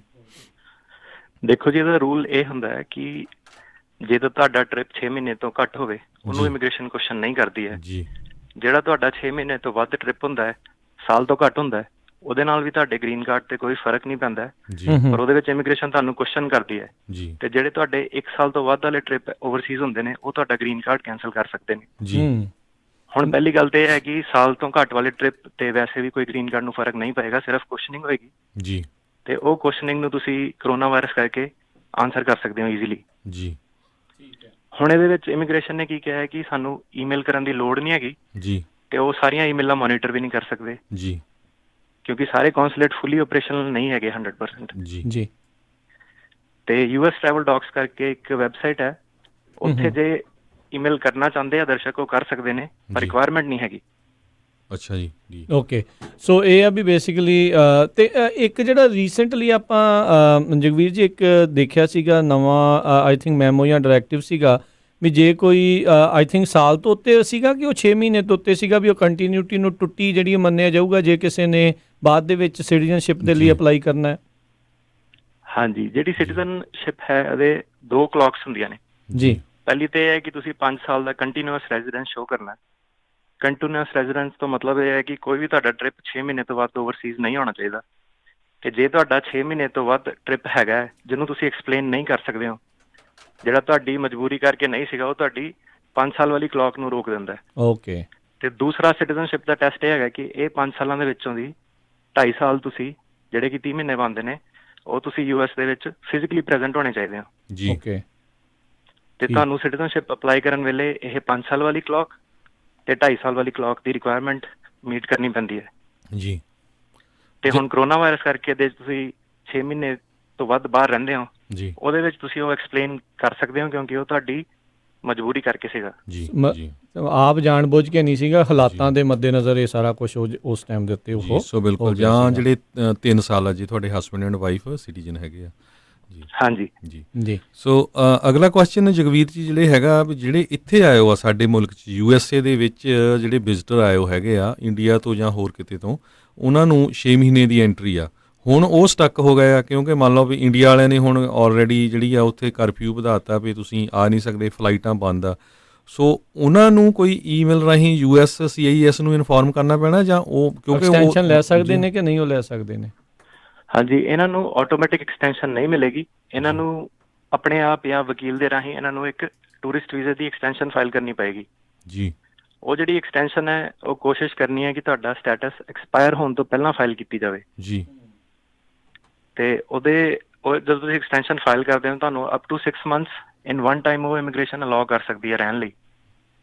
ਤੇ ਟੋਟਲ ਜਿਹੜੀ ਟੂਰਿਸਟ ਵੀਜ਼ੇ ਦੀ ਐਕਸਟੈਂਸ਼ਨ ਹੈਗੀ ਹੈ 18 ਮਹੀਨਿਆਂ ਤੱਕ ਕੀਤੀ ਜਾ ਸਕਦੀ ਹੈ। ਜੀ ਠੀਕ ਤੇ ਹੈ 6 ਮਹੀਨੇ ਤੁਹਾਨੂੰ ਪਹਿਲਾਂ ਉਹ ਐਂਟਰੀ ਤੇ ਦਿੰਦੇ ਨੇ ਤੇ ਫਿਰ ਹਮ। ਤੁਸੀਂ ਉਸ ਤੋਂ ਬਾਅਦ 2 ਐਕਸਟੈਂਸ਼ਨ ਤੁਸੀਂ ਫਾਈਲ ਕਰ ਸਕਦੇ ਹੋ। ਜੀ 6 ਮਹੀਨੇ ਦੀਆਂ, ਪਰ ਉਹ ਵੀ ਹਾਲਾਤਾਂ ਨੂੰ ਮੱਦੇਨਜ਼ਰ ਰੱਖਦੇ ਹੋਏ ਹੁਣ ਚਲੋ ਵੀ ਕਿਉਂਕਿ ਫਲਾਈਟਾਂ ਨਹੀਂ ਚੱਲ ਰਹੀਆਂ ਇਸ ਕਰਕੇ ਉਹ ਈਜ਼ੀਲੀ ਆਈ ਥਿੰਕ ਹੁਣ ਐਕਸਟੈਂਸ਼ਨ ਜਿਹੜੀ ਈਜ਼ੀਲੀ ਮਿਲ ਵੀ ਸਕਦੀ ਆ ਤਕਰੀਬਨ ਤੁਹਾਡੇ ਥਰੂ ਵੀ ਲੋਕ ਕਰ ਰਹੇ ਨੇ ਅਪਲਾਈ ਇਸ ਤਰੀਕੇ ਦੇ ਨਾਲ। ਹਾਂਜੀ ਬਿਲਕੁਲ ਜੀ, ਸਾਰੇ ਲਾਇਰਸ ਨਾਲ ਤੁਸੀਂ ਗੱਲ ਕਰੋ ਤੇ ਉਹ ਦੱਸ ਰਹੇ ਨੇ ਕਿ ਸਭ ਤੋਂ ਜ਼ਿਆਦਾ ਇਸ ਵੇਲੇ ਐਕਸਟੈਂਸ਼ਨਸ ਹੀ ਫਾਈਲ ਹੋ ਰਹੀਆਂ। ਜੀ ਠੀਕ ਹੈ ਐਕਸਟੈਂਸ਼ਨ ਨਾਰਮਲੀ ਵੀ ਤੁਹਾਡੇ ਕੋਲ ਜੇ ਜਾਇਜ਼ ਰੀਜ਼ਨ ਹੈਗਾ ਮੈਡੀਕਲ ਦਾ ਜਾਂ ਤੁਹਾਡੇ ਹਨਾ ਕਿਸੇ ਫੈਮਿਲੀ ਮੈਂਬਰ ਦਾ ਬਰਥ ਹੋ ਰਿਹਾ, ਤੁਹਾਡੇ ਨੈਫਿਊ ਦਾ, ਪੋਤੇ ਦਾ, ਜੀ ਤੁਸੀਂ ਕੋਈ ਵੀ ਕਾਰਨ ਕਰ ਸਕਦੇ ਹੋ ਤੇ ਇਮੀਗ੍ਰੇਸ਼ਨ ਕਹਿੰਦੀ ਹੈ ਕਿ ਤੁਸੀਂ ਸਾਨੂੰ ਇੱਕ ਰਿਟਰਨ ਟਿਕਟ ਦਾ ਪ੍ਰੂਫ ਦਿਖਾਓ ਤੇ ਜੀ। ਤੁਸੀਂ ਨਾਲ ਸਾਨੂੰ ਇਹ ਦਿਖਾਓ ਕਿ ਤੁਸੀਂ ਆਪਣੇ ਆਪ ਨੂੰ ਫਾਈਨੈਂਸ਼ੀਅਲੀ ਸਪੋਰਟ ਕਰ ਸਕਦੇ ਹੋ। ਜੀ ਤੇ ਉਹ ਤੁਹਾਨੂੰ ਨਾਰਮਲੀ ਵੀ ਐਕਸਟੈਂਸ਼ਨ ਦੇ ਦਿੰਦੇ ਸੀਗੇ ਜੀ। ਤੇ ਕਰੋਨਾ ਵਾਇਰਸ ਕਰਕੇ ਇਹ ਸਾਰੇ ਕ੍ਰਾਈਸਿਸ ਕਰਕੇ ਤੇ ਸਟੇਟ ਨੇ ਆਪ ਹੀ ਕਿਹਾ ਹੋਇਆ ਤੁਸੀਂ ਘਰੋਂ ਬਾਹਰ ਨਹੀਂ ਨਿਕਲਣਾ, ਫਲਾਈਟਸ ਚੱਲ ਨਹੀਂ ਰਹੀਆਂ। ਜੀ ਤੇ ਮੈਨੂੰ ਨਹੀਂ ਲੱਗਦਾ ਇਹਦੇ ਵਿੱਚ ਇਮੀਗ੍ਰੇਸ਼ਨ ਨੂੰ ਕੋਈ problem। ਆਬਜੈਕਸ਼ਨ ਹੋਏਗੀ ਕਿ ਹਾਂਜੀ। ਪਰ ਉਹਨਾਂ ਨੂੰ ਫਾਈਲ ਜ਼ਰੂਰ ਕਰਨਾ ਪਊਗਾ, ਚਾਹੇ ਉਹ ਵੀ ਮਿਆਦ ਮੁੱਕਣ ਤੋਂ ਪਹਿਲਾਂ ਜੀ। ਹਾਂਜੀ, ਮਿਆਦ ਮੁੱਕਣ ਤੋਂ ਪਹਿਲਾਂ ਫਾਈਲ ਕਰਨਾ ਪਏਗਾ। ਤੇ ਜਿਨ੍ਹਾਂ ਦੀ ਮਿਆਦ ਮੁੱਕ ਚੁੱਕੀ ਹੈ, ਜਿਨ੍ਹਾਂ ਨੂੰ ਇਹ ਪਤਾ ਨਹੀਂ ਸੀਗਾ ਜੀ, ਇਹ ਨਾਰਮਲੀ ਵੀ ਆਪਾਂ ਜਿੱਦਾਂ ਕਈ ਵਾਰੀ ਹੁਣ ਇਮੀਗ੍ਰੇਸ਼ਨ ਦੇਖਦੇ ਹਾਂ ਕਿ ਕੋਈ ਡੈਡਲਾਈਨ ਨਹੀਂ ਮੀਟ ਕਰ ਪਾਇਆ ਜੀ। ਇੱਕ ਫਾਈਲਿੰਗ ਹੁੰਦੀ ਹੈ, ਉਹਨੂੰ ਕਹਿੰਦੇ ਹੈਗੇ ਆ ਨੰਕ ਪ੍ਰੋ ਟੰਕ ਜੀ। ਸੋ ਨੰਕ ਪ੍ਰੋ ਟੰਕ ਤੋਂ ਮਤਲਬ ਇਹ ਹੈਗਾ ਕਿ ਮੈਂ ਮਜਬੂਰ ਸੀਗਾ, ਮੇਰੇ ਹੱਥੋਂ ਬਾਹਰ ਸੀਗਾ, ਇਹ ਕਾਰਨਾਂ ਕਰਕੇ ਮੈਂ ਟਾਈਮ ਸਰ ਨਹੀਂ ਫਾਈਲ ਕਰ ਪਾਇਆ ਜੀ, ਜਾਂ ਮੈਨੂੰ ਪਤਾ ਨਹੀਂ ਸੀਗਾ, ਹੈ ਨਾ, ਇਸ ਸਿਨੈਰੀਓ ਦੇ ਵਿੱਚ। ਜੀ। ਤੇ ਤੁਸੀਂ ਜੇ ਤੁਹਾਡਾ ਟੂਰਿਸਟ ਵੀਜ਼ਾ ਮੁੱਕ ਵੀ ਗਿਆ ਹੈਗਾ, ਫਿਰ ਵੀ ਤੁਹਾਡੇ ਕੋਲ ਆਪਸ਼ਨ ਹੈਗੀ ਐਕਸਟੈਂਸ਼ਨ ਫਾਈਲ ਕਰਨ ਦੀ। ਜੀ ਜੀ ਬਿਲਕੁਲ। ਸੋ ਇਹਦੇ ਲਈ ਆਈ ਥਿੰਕ ਬੈਸਟ, ਜਿੱਦਾਂ ਤੁਸੀਂ ਕਿਹਾ, ਇਧਰ ਆਪੇ ਤੇ ਆਈ ਥਿੰਕ ਬੈਟਰ ਇਹੀ ਆ ਵੀ ਕਿਸੇ ਇਮੀਗ੍ਰੇਸ਼ਨ ਵਕੀਲ ਦੇ ਨਾਲ ਹੀ ਜਿਹੜਾ ਕਰੋ, ਕਿਉਂਕਿ ਉਹ ਮਾਹਰ ਹੁੰਦੇ ਨੇ ਇਸ ਚੀਜ਼ ਦੇ ਵਿੱਚ। ਆਪ ਕਰਨ ਲੱਗੇ ਐਵੇਂ ਕੁਝ ਦਸਤਾਵੇਜ਼ ਕੋਈ ਗਲਤ ਭਰ ਹੋ ਗਿਆ ਤਾਂ ਬਾਅਦ 'ਚ ਪ੍ਰੋਬਲਮ ਜਿਹੜੀ ਆ ਉਹ ਆ ਸਕਦੀ, ਕਿਉਂਕਿ ਜੇ ਇਹ ਮਿਆਦ ਤੁਹਾਡੀ ਪੁੱਗ ਜਾਂਦੀ ਹੈ, ਤੁਸੀਂ ਇਲੀਗਲ ਤੁਹਾਡਾ ਸਟੇਟਸ ਇੱਥੇ ਹੋ ਜਾਂਦਾ, ਫਿਰ ਤੁਹਾਡਾ ਬਾਅਦ ਦੇ ਵਿੱਚ ਵੀਜ਼ਾ ਪੱਕਾ ਵੀ ਕੈਂਸਲ ਹੋ ਜਾਣਾ ਆ। ਇਹ ਜਿਹੜਾ ਜ਼ਰੂਰ ਸਾਰੇ ਜਿੰਨੇ ਵੀ ਵਿਜ਼ਿਟਰ ਇੱਥੇ ਆਏ ਨੇ, ਉਹ ਇਸ ਟਾਈਮ ਜਿਹੜੇ ਫਸੇ ਮਹਿਸੂਸ ਕਰ ਰਹੇ ਨੇ, ਉਹ ਜ਼ਰੂਰ ਆਪੋ ਆਪਣੇ ਦੋਸਤਾਂ ਮਿੱਤਰਾਂ ਰਿਸ਼ਤੇਦਾਰਾਂ ਨੂੰ ਜਿਹੜਾ ਉਹ ਤੁਸੀਂ ਦੱਸ ਦਿਓ, ਤਾਂ ਜੋ ਜਿਹੜਾ ਇੱਥੇ ਬਾਅਦ ਦੇ ਵਿੱਚ ਇਹ ਨਾ ਹੋਵੇ ਤੁਹਾਡੇ ਆਉਣ ਦਾ ਰਾਹ ਜਿਹੜਾ ਇੱਥੋਂ ਪੱਕਾ ਹੀ ਬੰਦ ਹੋ ਜਾਵੇ। ਜੀ ਜੀ। ਤੇ ਆਪਾਂ ਜੀ ਜਗਵੀਰ ਜੀ, ਇੱਕ ਮੈਂ ਚੀਜ਼ ਐਡ ਕਰਨੀ ਚਾਹੂੰਗਾ। ਹੁਣ ਜਿਹੜੇ ਲੋਕ ਵੀਜ਼ੇ ਤੇ ਆਉਂਦੇ ਨੇ, ਉਹਨਾਂ ਦਾ ਵੀਜ਼ਾ ਖਤਮ ਹੋ ਜਾਂਦਾ ਹੈ, ਜਦੋਂ ਐਂਟਰ ਕਰਦੇ ਨੇ ਉਹਨਾਂ ਨੂੰ ਇੱਕ ਡਾਕੂਮੈਂਟ ਮਿਲਦਾ, ਉਹਨੂੰ I-94 ਕਹਿੰਦੇ ਨੇ ਜੀ। ਉਹ I-94 ਡਾਕੂਮੈਂਟ ਜਿਹੜਾ ਉਹ ਡਿਸਾਈਡ ਕਰਦਾ ਕਿ ਕਿੰਨੀ ਦੇਰ ਤੁਹਾਨੂੰ ਸਟੇ ਦਿੱਤੀ ਹੈ ਜੀ। ਠੀਕ ਹੈ। ਜਦੋਂ ਇਹ I-94 ਮੁੱਕ ਜਾਂਦਾ ਹੈ, ਉਦੋਂ ਬੰਦਾ ਅਨਲੌਫੁਲੀ ਪ੍ਰੈਜ਼ੈਂਟ ਹੋ ਜਾਂਦਾ ਜੀ। ਅਨਲੌਫੁਲ ਪ੍ਰੈਜ਼ੈਂਸ ਜਿਹੜੀ 180 ਦਿਨ ਦੀ ਹੈ, ਉਹ ਬੰਦੇ ਨੂੰ 3 ਸਾਲ ਲਈ ਬੈਨ ਲੱਗ ਜਾਂਦਾ ਹੈ ਬੰਦੇ ਤੇ ਅਮਰੀਕਾ ਆਉਣ ਦਾ ਜੀ। ਤੇ ਜਿਹੜੇ ਬੰਦੇ ਦੀ ਅਨਲੌਫੁਲ ਪ੍ਰੈਜ਼ੈਂਸ 365 ਦਿਨ ਤੋਂ ਜ਼ਿਆਦਾ ਹੋ ਜਾਵੇ, ਉਹਨੂੰ 10 ਸਾਲ ਦੀ ਬਾਰ ਲੱਗ ਜਾਂਦੀ ਹੈ ਜੀ। ਤੇ ਫਿਰ ਇਹ ਬੜਾ ਜ਼ਰੂਰੀ ਹੈਗਾ ਕਿ ਇਹ ਤੁਸੀਂ 3 ਸਾਲ ਦੀ ਜਾਂ 10 ਸਾਲ ਦੀ ਬਾਰ ਨਾ ਲਗਵਾਓ ਤੇ ਟਾਈਮ ਸਰ ਐਕਸਟੈਂਸ਼ਨ ਫਾਈਲ ਕਰੋ। ਜੀ ਬਿਲਕੁਲ। ਸੋ ਬਹੁਤ ਵਾਰੀ ਇਦਾਂ ਦੀਆਂ ਸਿਚੁਏਸ਼ਨਸ ਹੁੰਦੀਆਂ। ਰਾਜਕਨਵੀਰ ਸਿੰਘ ਜੀ, ਕੱਲ੍ਹ ਵੀ ਆਪਾਂ ਨੂੰ ਕਾਲ ਆਈ ਸੀ, ਇੱਕ ਮੁੰਡਾ ਕਹਿੰਦਾ ਵੀ ਮੇਰਾ ਵਿਆਹ ਹੋਣਾ ਇੱਥੇ, ਤੇ ਉਹ ਕੈਨੇਡਾ ਤੋਂ ਇੱਥੇ ਆਇਆ ਸੀ, ਇੰਡੀਆ ਦਾ ਉਹ ਸਿਟੀਜ਼ਨ ਆ, ਤੇ ਉਹ ਕਹਿੰਦਾ ਮੇਰੇ ਹੁਣ 6 ਮਹੀਨੇ ਹੋਣ ਵਾਲੇ ਆ। ਮੈਂ ਕਿਹਾ ਵੀ ਤੂੰ ਇਮੀਗ੍ਰੇਸ਼ਨ ਦਾ ਐਕਸਟੈਂਸ਼ਨ ਫਾਈਲ ਕਰ ਦੇ, ਨਹੀਂ ਤਾਂ ਫਿਰ ਪ੍ਰੋਬਲਮ, ਕਿਉਂਕਿ ਉਹ ਕਹਿੰਦਾ ਮੇਰਾ ਤਾਂ ਯਾਰ ਵਿਆਹ ਵੀ ਕੈਂਸਲ ਹੋ ਗਿਆ ਕਿਉਂਕਿ ਆ ਕਰੋਨਾ ਕਰਕੇ, ਹੈ ਨਾ, ਤੇ ਉਹ ਐਕਸਟੈਂਡ ਕਰਨਾ ਪੈਣਾ। ਸੋ ਇਹ ਬਹੁਤ ਜ਼ਰੂਰੀ ਆ। ਜਿਸ ਤਰ੍ਹਾਂ ਜੇ ਤੁਹਾਨੂੰ ਉਹ ਫਿਰ ਬੈਨ ਲੱਗ ਗਿਆ, 3 ਸਾਲ ਤੱਕ ਨਹੀਂ ਆ ਸਕਦੇ ਜਾਂ 10 ਸਾਲ, ਫਿਰ ਇਹ ਬਹੁਤ ਵੱਡੀ ਪ੍ਰੋਬਲਮ ਆ। ਤੇ ਵੈਸੇ ਹੀ ਜਿਹੜਾ ਆ ਅੱਜ ਕੱਲ੍ਹ USCIS ਬੈਕਲੌਗ ਬਹੁਤ ਜ਼ਿਆਦਾ ਆ। ਬਿਲਕੁਲ। ਤੇ DHS ਵਾਲੇ ਜਿਹੜੇ ਉੱਥੇ ਇਮੀਗ੍ਰੇਸ਼ਨ ਵਾਲੇ ਅਫਸਰ ਬੈਠੇ ਆ, ਉਹ ਤਾਂ ਜਿੱਦਾਂ ਕਹਿੰਦੇ ਆ ਨਾ ਵੀ ਸ਼ੇਰ ਦੇ ਮੂੰਹ ਨੂੰ ਖੂਨ ਲੱਗਾ ਹੁੰਦਾ, ਉਹਨਾਂ ਨੂੰ ਤਾਂ ਮੌਕਾ ਚਾਹੀਦਾ ਬੰਦਾ ਨੂੰ ਵਾਪਸ ਤੋਰਨ ਦਾ। ਉਹ ਆਪਾਂ ਦੇਖਦੇ ਹੀ ਆ ਕਿੰਨੀਆਂ ਖਬਰਾਂ ਜਿਹੜੀਆਂ ਆਪਾਂ ਨੂੰ ਸੁਣਨ ਨੂੰ ਇਸ ਦੇ ਬਾਬਤ ਉਹ ਮਿਲਦੀਆਂ ਹੈ, ਜਿਨ੍ਹਾਂ ਦੇ ਵੈਲਿਡ ਵੀਜ਼ੇ ਵੀ ਹੈਗੇ ਆ, ਉਹ ਤਾਂ ਵੀ ਕਈਆਂ ਨੂੰ ਜਿਹੜਾ ਵਾਪਸ ਕਰੀ ਜਾਂਦੇ। ਨੋ ਡਾਊਟ ਕੁਛ ਨਾ ਕੁਛ ਜਿਹੜਾ ਉਹਨਾਂ ਨੂੰ ਉਸ ਵਿੱਚ ਲੱਭ ਜਾਂਦਾ ਹੋਊਗਾ। ਸੋ ਉਹਨਾਂ ਨੂੰ ਮੌਕਾ ਹੀ ਜਿਹੜਾ ਇਦਾਂ ਦਾ ਨਾ ਮਿਲੇ। ਤੇ ਆਪਾਂ ਜਿਹੜੇ ਜਗਵੀਰ ਜੀ ਕੁਛ ਕਾਲਸ ਵੀ ਲੈਂਦੇ ਆ, ਜਿੰਨੇ ਜਿਹੜੇ ਸਰੋਤੇ ਕੁਛ ਸਵਾਲ ਜਿਹੜੇ ਉਹਨਾਂ ਦੇ ਹੋਣਗੇ ਉਹ ਜਿਹੜਾ ਪੁੱਛਣਾ ਚਾਹੁੰਦੇ ਨੇ। ਮਹਿੰਦਰ ਜੀ, ਸਤਿ ਸ਼੍ਰੀ ਅਕਾਲ ਜੀ। ਹੈਲੋ ਜੀ, ਸਤਿ ਸ੍ਰੀ ਅਕਾਲ। ਸਤਿ ਸ਼੍ਰੀ ਅਕਾਲ ਜੀ। ਹਾਂਜੀ, ਕੀ ਸਵਾਲ ਹੈ ਤੁਹਾਡਾ? ਹਾਂਜੀ ਭਾਜੀ, ਮੈਂ ਤਾਂ ਥੋੜੀ ਜਿਹੀ ਨਾ, ਮੈਨੂੰ ਪ੍ਰੋਬਲਮ ਹੈ ਆਪਣੇ ਪੋਤੇ ਬਾਰੇ, ਉਹ ਛੋਟਾ ਜਿਹਾ ਕੁਐਸਚਨ ਪੁੱਛਣਾ ਜੀ। ਹਾਂਜੀ। ਜਿੱਦਾਂ ਮੇਰੇ ਨਾ ਬੇਟਾ ਪੂਰਾ ਹੋ ਗਿਆ ਇੰਡੀਆ ਜੀ, ਤੇ ਪੋਤਾ ਮੇਰਾ 5 ਸਾਲ ਦਾ, ਉਹਦੀ ਮੰਮੀ ਉਹਨੂੰ ਛੱਡ ਕੇ ਭੱਜ ਗਏ ਆਪਣੇ ਪੇਕੇ। ਤੇ ਅਸੀਂ ਦਾਦੀ ਬਾਬਾ ਆਪਣਾ ਜਿਹੜਾ ਪੋਤਾ ਹੈ ਇੱਥੇ USA 'ਚ ਉਹਨੂੰ ਅਡੋਪਟ ਕਰ ਸਕਦੇ ਹਾਂ? ਤੁਸੀਂ US ਸਿਟੀਜ਼ਨ ਹੋ? ਹਾਂਜੀ। ਤੁਸੀਂ ਆਪਣੇ ਬੇਟੇ ਲਈ ਪਟੀਸ਼ਨ ਫਾਈਲ ਕੀਤੀ ਸੀ ਕੀ ਪਹਿਲਾਂ ਕੋਈ? ਉਹ ਸਾਡੀ ਬੇਟੀ ਨੇ ਕੀਤੀ ਸੀ, ਜਿੱਦਾਂ ਉਹ ਕੁਆਰਾ ਹੀ ਸੀ, ਹਲੇ ਵਿਆਹ ਨਹੀਂ ਸੀ, ਪਹਿਲਾਂ ਕੀਤੀ ਸੀ। ਉਹਦਾ ਫਾਈਲ ਚੱਲਦੀ ਹੋਊਗੀ, ਪਰ ਉੱਤੇ ਤਾਂ ਕੁਝ ਵੀ ਨਹੀਂ ਹੋਣਾ, ਹਨਾ? ਜਿਹੜਾ ਜੀ ਅਡਾਪਸ਼ਨ ਦਾ ਪ੍ਰੋਸੈਸ ਹੈਗਾ ਨਾ, ਜਿਹੜਾ ਮੈਂ ਕੁਝ ਕੁ ਲਾਈਨਾਂ 'ਚ ਤੁਹਾਨੂੰ ਐਕਸਪਲੇਨ ਕਰੂੰਗਾ, ਤੁਹਾਨੂੰ ਬਾਅਦ ਸਾਨੂੰ ਕਾਲ ਕਰਨੀ ਪੈਣੀ ਹੈ। ਬਿਲਕੁਲ। ਇੰਡੀਆ ਤੋਂ ਤੁਸੀਂ ਸਿੱਧਾ ਬੰਦੇ ਨੂੰ ਅਡਾਪਟ ਨਹੀਂ ਕਰ ਸਕਦੇ ਹੋ, ਬੱਚੇ ਨੂੰ। ਇਹਨਾਂ ਨੇ ਇੱਕ ਕਨਵੈਨਸ਼ਨ ਸਾਈਨ ਕੀਤੀ ਸੀਗੀ, ਹੇਗ ਕਨਵੈਨਸ਼ਨ ਜੀ। ਇਹ ਹੇਗ ਕਨਵੈਨਸ਼ਨ ਜਿਹੜੀ ਵੀ ਕੰਟਰੀਜ਼ ਨੇ ਸਾਈਨ ਕੀਤੀ ਸੀਗੀ, ਉਹ ਬੇਸਿਕਲੀ ਬੱਚੇ ਕਾਫੀ ਟ੍ਰੈਫਿਕ ਹੋ ਰਹੇ ਸੀਗੇ ਇੱਕ ਕੰਟਰੀ ਤੋਂ ਦੂਜੀ ਕੰਟਰੀ, ਤੇ ਉਹਨਾਂ ਨੇ ਰੋਕਣ ਲਈ ਇਹ ਪ੍ਰੋਸੈਸ ਬਣਾਇਆ, ਤੇ ਉਹ ਕਾਫੀ ਲੰਬਾ ਚੌੜਾ ਪ੍ਰੋਸੈਸ ਹੈਗਾ। ਤੇ ਉਹ ਹੇਗ ਕਨਵੈਨਸ਼ਨ ਦੇ ਥਰੂ ਸਾਨੂੰ ਜਾਣਾ ਪੈਂਦਾ ਹੈ, ਤੇ ਉਹਦੀ ਕਾਫੀ ਸਾਰੀਆਂ ਰਿਕੁਆਇਰਮੈਂਟਸ ਹੈਗੀਆਂ। 2 ਤੋਂ 3 ਸਾਲ ਉਹ ਹੋਮ ਸਟੱਡੀ ਵਗੈਰਾ ਕਰਦੇ ਨੇ, ਫਿਰ ਅਪਰੂਵਲ ਦਿੰਦੇ ਨੇ। ਉੱਥੇ ਇੱਕ ਕਾਰਾ ਕਰਕੇ ਇੱਕ ਏਜੰਸੀ ਹੁੰਦੀ ਹੈ ਇੰਡੀਆ ਦੇ ਵਿੱਚ, ਤੇ ਉਹਦੇ ਥਰੂ ਜਾਣਾ ਪੈਂਦਾ ਹੈ। ਜੇ ਅਡਾਪਸ਼ਨ ਕੰਪਲੀਟ ਹੋ ਜਾਂਦੀ ਹੈ ਲੀਗਲੀ, ਤੇ ਫਿਰ ਆਪਾਂ ਹੇਗ ਕਨਵੈਨਸ਼ਨ ਦੇ ਅੰਦਰ ਬੰਦੇ ਨੂੰ ਅਡਾਪਸ਼ਨ ਬੇਸ ਤੇ US ਲੈ ਕੇ ਆ ਸਕਦੇ ਹਾਂ, ਬਟ ਇਹ ਕਾਫੀ ਲੰਬਾ ਪ੍ਰੋਸੈਸ ਹੁੰਦਾ ਹੈ। ਠੀਕ ਹੈ। ਤੇ ਦੂਸਰਾ ਪ੍ਰੋਸੈਸ ਇਹ ਹੈ ਕਿ ਜੇ ਮੰਨ ਲਓ ਇਹ ਪ੍ਰੋਸੈਸ ਦੇ ਥਰੂ ਆਪਾਂ ਨਾ ਜਾਈਏ, ਤੇ ਇੱਕ ਸਰਵਾਈਵਿੰਗ ਬੈਨੀਫਿਟਸ ਜਾਂ ਹਿਊਮੈਨੀਟੇਰੀਅਨ ਰਿਲੀਫ ਇਹ ਦੋ ਚੀਜ਼ਾਂ ਹੁੰਦੀਆਂ, ਉਹਦੇ ਥੱਲੇ ਡਾਇਰੈਕਟਲੀ ਪਟੀਸ਼ਨ ਪੋਸੀਬਲ ਹੈਗੀ ਹੈ। ਡਿਪੈਂਡ ਕਰਦਾ, ਸਾਨੂੰ ਦੇਖਣਾ ਪੈਣਾ ਕਿ ਕਿਹੜੀ ਸਟੇਜ ਤੇ ਗ੍ਰੀਨ ਕਾਰਡ ਗਿਆ ਸੀਗਾ ਉਹਨਾਂ ਦੇ ਬੇਟੇ ਦਾ। ਸੋ ਬਿਲਕੁਲ ਤੁਸੀਂ ਮਾਤਾ ਜੀ ਬਾਅਦ ਦੇ ਵਿੱਚ ਕਾਲ ਕਰ ਲਿਓ, ਆਪਾਂ ਜ਼ਰੂਰ ਜਗਵੀਰ ਸਿੰਘ ਉਹਨਾਂ ਦਾ ਫੋਨ ਨੰਬਰ ਵੀ ਦੇਵਾਂਗੇ। ਜੇ ਤੁਹਾਨੂੰ ਕੋਈ ਡਿਟੇਲ ਦੇ ਵਿੱਚ ਕੋਈ ਕੁਐਸਚਨ ਹੋਇਆ ਤੁਸੀਂ ਬਾਅਦ ਦੇ ਵਿੱਚ ਉਹਨਾਂ ਨੂੰ ਕਾਲ ਕਰ ਲਿਓ। ਕਿਉਂਕਿ ਇਹ ਜਿਹੜਾ ਸਾਰਾ ਕੰਮ ਆ ਇਮੀਗ੍ਰੇਸ਼ਨ ਵਕੀਲਾਂ ਦੇ ਥਰੂ ਹੀ ਜਿਹੜਾ ਤੁਹਾਨੂੰ ਜਿਹੜਾ ਕਰਨਾ ਪੈਣਾ, ਕਿਉਂਕਿ ਹਰ ਇੱਕ ਨੂੰ ਜਿਹੜੀ ਨੌਲੇਜ ਇਸ ਦੇ ਵਿੱਚ ਨਹੀਂ ਹੁੰਦੀ। ਇਹ ਮਾਹਰ ਨੇ। ਅਗਲੇ ਕਾਲਰ ਜਿਹੜੇ ਆਪਣੇ ਜੁੜੇ ਨੇ ਅਮਰੀਕ ਜੀ, ਸਤਿ ਸ਼੍ਰੀ ਅਕਾਲ ਜੀ। ਸਤਿ ਸ਼੍ਰੀ ਅਕਾਲ ਭਾਜੀ। ਸਤਿ ਸ਼੍ਰੀ ਅਕਾਲ ਜੀ। ਸਤਿ ਸ਼੍ਰੀ ਅਕਾਲ ਜੀ। ਭਾਜੀ ਮੇਰਾ ਕੁਐਸਚਨ ਹੈਗਾ ਕਿ ਮੇਰੇ ਮਮ ਇੰਡੀਆ ਗਏ ਸੀਗੇ, ਉਹ US ਪਰਮਾਨੈਂਟ ਰੈਜ਼ੀਡੈਂਟ ਹੈਗੇ ਆ ਤੇ ਕੈਨੇਡੀਅਨ ਸਿਟੀਜ਼ਨ ਹੈਗੇ, ਤੇ ਉਹਨਾਂ ਨੇ ਜਿੱਦਾਂ 28 ਤਰੀਕ ਨੂੰ ਵਾਪਸ ਆਉਣਾ ਸੀ, ਫਲਾਈਟਾਂ ਬੰਦ ਹੋ ਗਈਆਂ ਤੇ ਮੈਂ ਸਟੈਪ ਦੇ ਥਰੂ ਅਨਰੋਲ ਕਰਨ ਦੀ ਕੋਸ਼ਿਸ਼ ਕੀਤੀ ਤਾਂ ਉਹਦੇ ਵਿੱਚ ਕਿਉਂਕਿ ਉਹਨਾਂ ਦਾ ਕੈਨੇਡੀਅਨ ਪਾਸਪੋਰਟ ਆ, ਨੰਬਰ ਆਫ ਡਿਜਿਟਸ ਡਿਫਰੈਂਟ ਹੈਗੇ ਆ, ਤਾਂ ਉਹ ਰਜਿਸਟਰ ਨਹੀਂ ਹੋ ਪਾਇਆ। ਤੇ ਮੈਂ US ਦਿੱਲੀ ਅੰਬੈਸੀ ਨੂੰ ਵੀ ਈਮੇਲ ਕੀਤੀ, ਉਹਨਾਂ ਨੇ ਕੇਸ ਨੰਬਰ ਤਾਂ ਦੇ ਦਿੱਤਾ ਲੇਕਿਨ ਉਹਦੇ ਬਾਅਦ ਹੋਰ ਕੋਈ ਰਿਸਪੌਂਸ ਨਹੀਂ ਹੈ। ਤੁਸੀਂ ਭਾਜੀ ਕੀ ਰਜਿਸਟਰ ਕਰਨ ਦੀ ਕੋਸ਼ਿਸ਼ ਕਰ ਰਹੇ ਸੀਗੇ? ਇਹ ਜਗਵੀਰ ਜੀ ਜਿਹੜਾ ਸਟੈਪ ਪ੍ਰੋਗਰਾਮ ਆ ਨਾ, ਜਿਹੜਾ US ਗਵਰਨਮੈਂਟ ਜਿਹੜੇ ਉੱਥੋਂ ਸਿਟੀਜ਼ਨਸ ਨੂੰ ਲੈ ਕੇ ਇੱਥੇ ਆ ਰਹੀ ਆ, ਸੋ ਮੈਨੂੰ ਲੱਗਦਾ ਕਿਉਂਕਿ ਉਹ ਸਿਟੀਜ਼ਨ ਨਹੀਂ ਹੈਗੇ, ਹੋ ਸਕਦਾ USA ਵਾਲੇ ਨਾ ਕਰ ਦੇਣ, ਹਨਾ? ਹਾਂਜੀ, ਕਾਫੀ ਸਾਰੇ ਭਾਜੀ ਗ੍ਰੀਨ ਕਾਰਡ ਹੋਲਡਰਸ ਨੇ ਨਾ ਜਿਹੜੇ ਉਹਨਾਂ ਨੂੰ ਪਰਪਸਲੀ ਇਹਨਾਂ ਨੇ ਨਾ ਕੀਤੀ ਹੈ, ਤੇ ਉਹੀ ਵਾਲੇ ਗ੍ਰੀਨ ਕਾਰਡ ਹੋਲਡਰ ਜਿਹਨਾਂ ਦਾ ਸਪਾਊਸ ਜਿੱਦਾਂ US ਸਿਟੀਜ਼ਨ ਸੀਗਾ ਉਹਨਾਂ ਨੂੰ ਇਹਨਾਂ ਨੇ ਅਲਾਉ ਕੀਤਾ ਸੀਗਾ ਆਉਣ ਦਾ, ਤੇ ਇਹ ਹੁਣ ਉਹਨਾਂ ਨੂੰ ਇੰਡੀਆ ਰੁਕਣਾ ਪੈਣਾ ਥੋੜੀ ਦੇਰ, ਕਿਉਂਕਿ ਉਹ ਕੈਨੇਡੀਅਨ ਸਿਟੀਜ਼ਨ ਹੈ ਨਾ। ਸੋ ਕੈਨੇਡਾ ਵਾਲੇ ਕੌਂਸੂਲੇਟ ਨਾਲ ਮੇਰੇ ਖਿਆਲ ਨਾਲ ਕਰ ਲੈਣ, ਕਿਉਂਕਿ ਕੈਨੇਡਾ ਵਾਲੇ ਵੀ ਲਿਆ ਰਹੇ ਆ ਆਪਣੇ ਸਿਟੀਜ਼ਨਸ ਨੂੰ। ਹਾਂਜੀ, ਤੇ ਕੈਨੇਡਾ ਵਾਲਿਆਂ ਨਾਲ ਗੱਲ ਕਰਕੇ ਦੇਖ ਲਓ। ਮੈਂ ਹਾਂਜੀ, ਤੇ ਮੈਂ ਤੇ ਸਿਰਫ US ਇਮੀਗ੍ਰੇਸ਼ਨ ਦੀ ਪ੍ਰੈਕਟਿਸ। ਹਾਂਜੀ, ਉਹ ਇੱਥੇ ਰਹਿੰਦੇ ਹੈਗੇ ਮੇਰੇ ਕੋਲ, ਜਿੱਦਾਂ US permanent resident. Does not matter ਜੀ। ਦੇਖੋ, ਇੱਕ ਮੁਲਕ ਨੇ ਆਪਣੇ ਨਾਗਰਿਕਾਂ ਨੂੰ ਪਹਿਲ ਦੇਣੀ ਆ, ਉਹ ਇੱਥੋਂ ਦੇ ਨਾਗਰਿਕ ਨਹੀਂ। ਤੁਸੀਂ ਇਸ ਹਿਸਾਬ ਦੇ ਨਾਲ ਦੇਖੋ, ਉਹਨਾਂ ਨੇ ਆਪਣੇ ਜਿਹੜੇ ਪ੍ਰਾਇੋਰਟੀ ਬੇਸ ਆਪਣੇ ਜਿਹੜੇ ਸਿਟੀਜ਼ਨਸ ਨੂੰ ਦੇਣੀ ਆ। ਨੋ ਡਾਊਟ ਉਹਨਾਂ ਦਾ ਇੱਥੇ ਲੀਗਲ ਸਟੇਟਸ ਆ, ਗ੍ਰੀਨ ਕਾਰਡ ਹੋਲਡਰ ਨੇ, ਪਰ ਉਹ ਸਿਟੀਜ਼ਨ ਨਹੀਂ। ਸੋ ਉਹ ਡਿਫਰੈਂਸ਼ੀਏਸ਼ਨ ਜਿਹੜੀ ਉਹਨਾਂ ਨੇ ਕਰਨੀ ਆ, ਉਹ ਕੈਨੇਡੀਅਨ ਸਿਟੀਜ਼ਨ ਨੇ। ਬੈਸਟ ਇਹੀ ਆ ਉਹ ਵੀ ਕੈਨੇਡਾ ਦੇ ਥਰੂ ਰਜਿਸਟਰ ਕਰਨ, ਐਟਲੀਸਟ ਕੈਨੇਡਾ ਤੱਕ ਉਹ ਪਹੁੰਚ ਸਕਣ, ਫਿਰ ਇੱਧਰ ਨੂੰ ਆ ਜਾਣੋ। ਠੀਕ ਹੈ ਜੀ, ਥੈਂਕ ਯੂ ਭਾਜੀ। ਇਹਨਾਂ ਨੇ ਨਾ ਤੁਸੀਂ ਦਿੱਲੀ ਅੰਬੈਸੀ ਨੂੰ ਇੱਕ ਵਾਰੀ ਈਮੇਲ ਪਾ ਕੇ ਦੇਖੋ, ਉਹਨਾਂ ਨੇ ਨਾ ਕਈ ਲੋਕਾਂ ਨੂੰ ਐਕਸੈਪਸ਼ਨ ਦਿੱਤੀ ਸੀਗੀ ਜਿਨ੍ਹਾਂ ਦੇ ਰਿਲੇਟਿਵਸ US ਸਿਟੀਜ਼ਨ ਨੇ। ਜੇ ਤੁਸੀਂ ਉਹਨਾਂ ਨਾਲ ਕੰਪਨੀ ਕਰਦੇ ਹੋ ਫਿਰ ਉਹ ਤੁਹਾਨੂੰ ਕਈ ਵਾਰੀ ਪਰਮਿਸ਼ਨ ਦੇ ਦਿੰਦੇ ਆ, ਕਿਉਂਕਿ ਬਿਲਕੁਲ ਜਗਵੀਰ ਭਾਈ ਤੇ ਇਦਾਂ ਹੀ ਸੀਗਾ। ਜਿੰਨਾ ਕਿ ਨਾ ਆਪਣੇ ਕਈ ਸਾਡੇ ਸਰੋਤੇ ਬਹੁਤ ਆਏ ਆ ਇੰਡੀਆ ਤੋਂ ਵਾਪਸ ਉਸ ਪ੍ਰੋਗਰਾਮ 'ਚ, ਉਹ 'ਚ ਉਹ ਕਹਿੰਦੇ ਵੀ ਜਿੰਨੀਆਂ ਕੁ ਗੱਲਬਾਤ ਹੋਈ ਸਾਨੂੰ ਇਹ ਲੱਗਿਆ ਵੀ ਜਿਹਦੇ ਹਸਬੈਂਡ ਵਾਈਫ ਆ, ਜਿੱਦਾਂ ਹਸਬੈਂਡ ਸਿਟੀਜ਼ਨ ਆ, ਵਾਈਫ ਗ੍ਰੀਨ ਕਾਰਡ ਆ, ਜਾਂ ਉਹਨਾਂ ਦੇ ਬੱਚੇ ਗ੍ਰੀਨ ਕਾਰਡ ਹੋਲਡਰ, ਉਹਨਾਂ ਨੂੰ ਨਹੀਂ ਅਲਾਓ ਕੀਤਾ ਹੈਗਾ ਇੱਦਾਂ।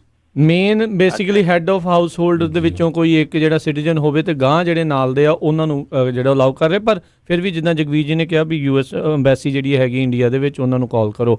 ਸੋਹਣ ਸਿੰਘ ਜੀ, ਸਤਿ ਸ਼੍ਰੀ ਅਕਾਲ। ਇਹਨਾਂ ਨੇ ਇੱਕ ਡਾਇਰੈਕਟਿਵ ਵੀ ਦਿੱਤਾ ਸੀਗਾ ਜੀ। ਸਾਰਾ ਲਾਕਡਾਊਨ ਸ਼ੁਰੂ ਹੋਣ ਤੋਂ ਪਹਿਲਾਂ ਸਿਟੀਜ਼ਨਸ ਨੂੰ ਆਪਣੇ ਬਕਾਇਦਾ ਇਹਨਾਂ ਨੇ ਕਿਹਾ ਸੀਗਾ ਕਿ 1 ਹਫ਼ਤੇ ਦਾ ਟਾਈਮ ਹੈਗਾ, ਜਿੰਨੇ ਆਣਾ ਆ ਜਾਓ। ਤੇ ਉਹ ਫਿਰ ਜਨਤਾ ਤੱਕ ਪਹੁੰਚਦਾ ਨਹੀਂ ਹੈਗਾ ਇੰਨੇ ਆਰਾਮ ਜਲਦੀ ਤਾਂ। ਤੇ ਉਹਨਾਂ ਵਿੱਚ ਉਹਨਾਂ ਨੇ ਕਿਹਾ ਸੀ ਕਿ ਸਾਡਾ ਇਹ ਪਲਾਨ ਹੈਗਾ, ਤੁਸੀਂ ਜੇ ਹੁਣ ਨਹੀਂ ਆਉਂਦੇ ਹੋ ਤੇ ਸਾਨੂੰ ਮਜਬੂਰੀ ਖਾਤਰ ਇਹ ਕਰਨਾ ਪਏਗਾ। ਜੀ ਬਿਲਕੁਲ। ਸੋਹਣ ਸਿੰਘ ਜੀ ਅਗਲੇ ਕਾਲਰ ਨੇ ਆਪਣੇ ਨਾਲ। ਸਤਿ ਸ਼੍ਰੀ ਅਕਾਲ ਜੀ। ਸਤਿ ਸ਼੍ਰੀ ਅਕਾਲ ਜੀ। ਸਤਿ ਸ਼੍ਰੀ ਅਕਾਲ ਜੀ। ਅੱਛਾ ਵੀਰ ਜੀ, ਮੇਰੇ ਦੋ ਛੋਟੇ ਸਵਾਲ ਹੈ। ਮੇਰੇ ਮੁੰਡੇ ਦਾ ਇੱਥੇ ਅਸਾਲਮ ਕੇਸ ਲਾਇਆ ਹੋਇਆ ਸੀਗਾ, ਉਹ ਗ੍ਰੈਂਡ ਹੋ ਗਿਆ, ਤਾਂ ਪਰ ਉੱਥੇ ਇੱਕ ਪ੍ਰੋਬਲਮ ਹੋਈ। ਉਹ ਮੇਰੇ ਮੁੰਡੇ ਦਾ ਉਹਨਾਂ ਨੇ ਪਹਿਲਾਂ ਫਿੰਗਰਪ੍ਰਿੰਟ ਨਹੀਂ ਸੀ ਕਰਵਾਏ, ਪਰ ਕੇਸ ਪਾਸ ਹੋ ਗਿਆ। ਹੁਣ ਉਹ ਕਹਿੰਦੇ ਵੀ ਤੁਹਾਡੇ ਫਿੰਗਰਪ੍ਰਿੰਟ ਨਹੀਂ ਹੈ ਨਹੀਂ ਸੀ ਕਰਕੇ ਹੁਣ ਤੁਹਾਡਾ ਅਸੀਂ ਕੇਸ ਪਾਸ ਕਰਦਾ, ਪਰ ਪੌਂਡਿੰਗ ਦੇ ਵਿੱਚ ਹੈਗਾ, ਤੁਹਾਨੂੰ ਰਿਜ਼ਲਟ ਅਸੀਂ ਉਦੋਂ ਦੇਵਾਂਗੇ ਜਦੋਂ ਤੁਹਾਡੇ ਫਿੰਗਰਪ੍ਰਿੰਟ ਹੋ ਕੇ ਆਉਣਗੇ।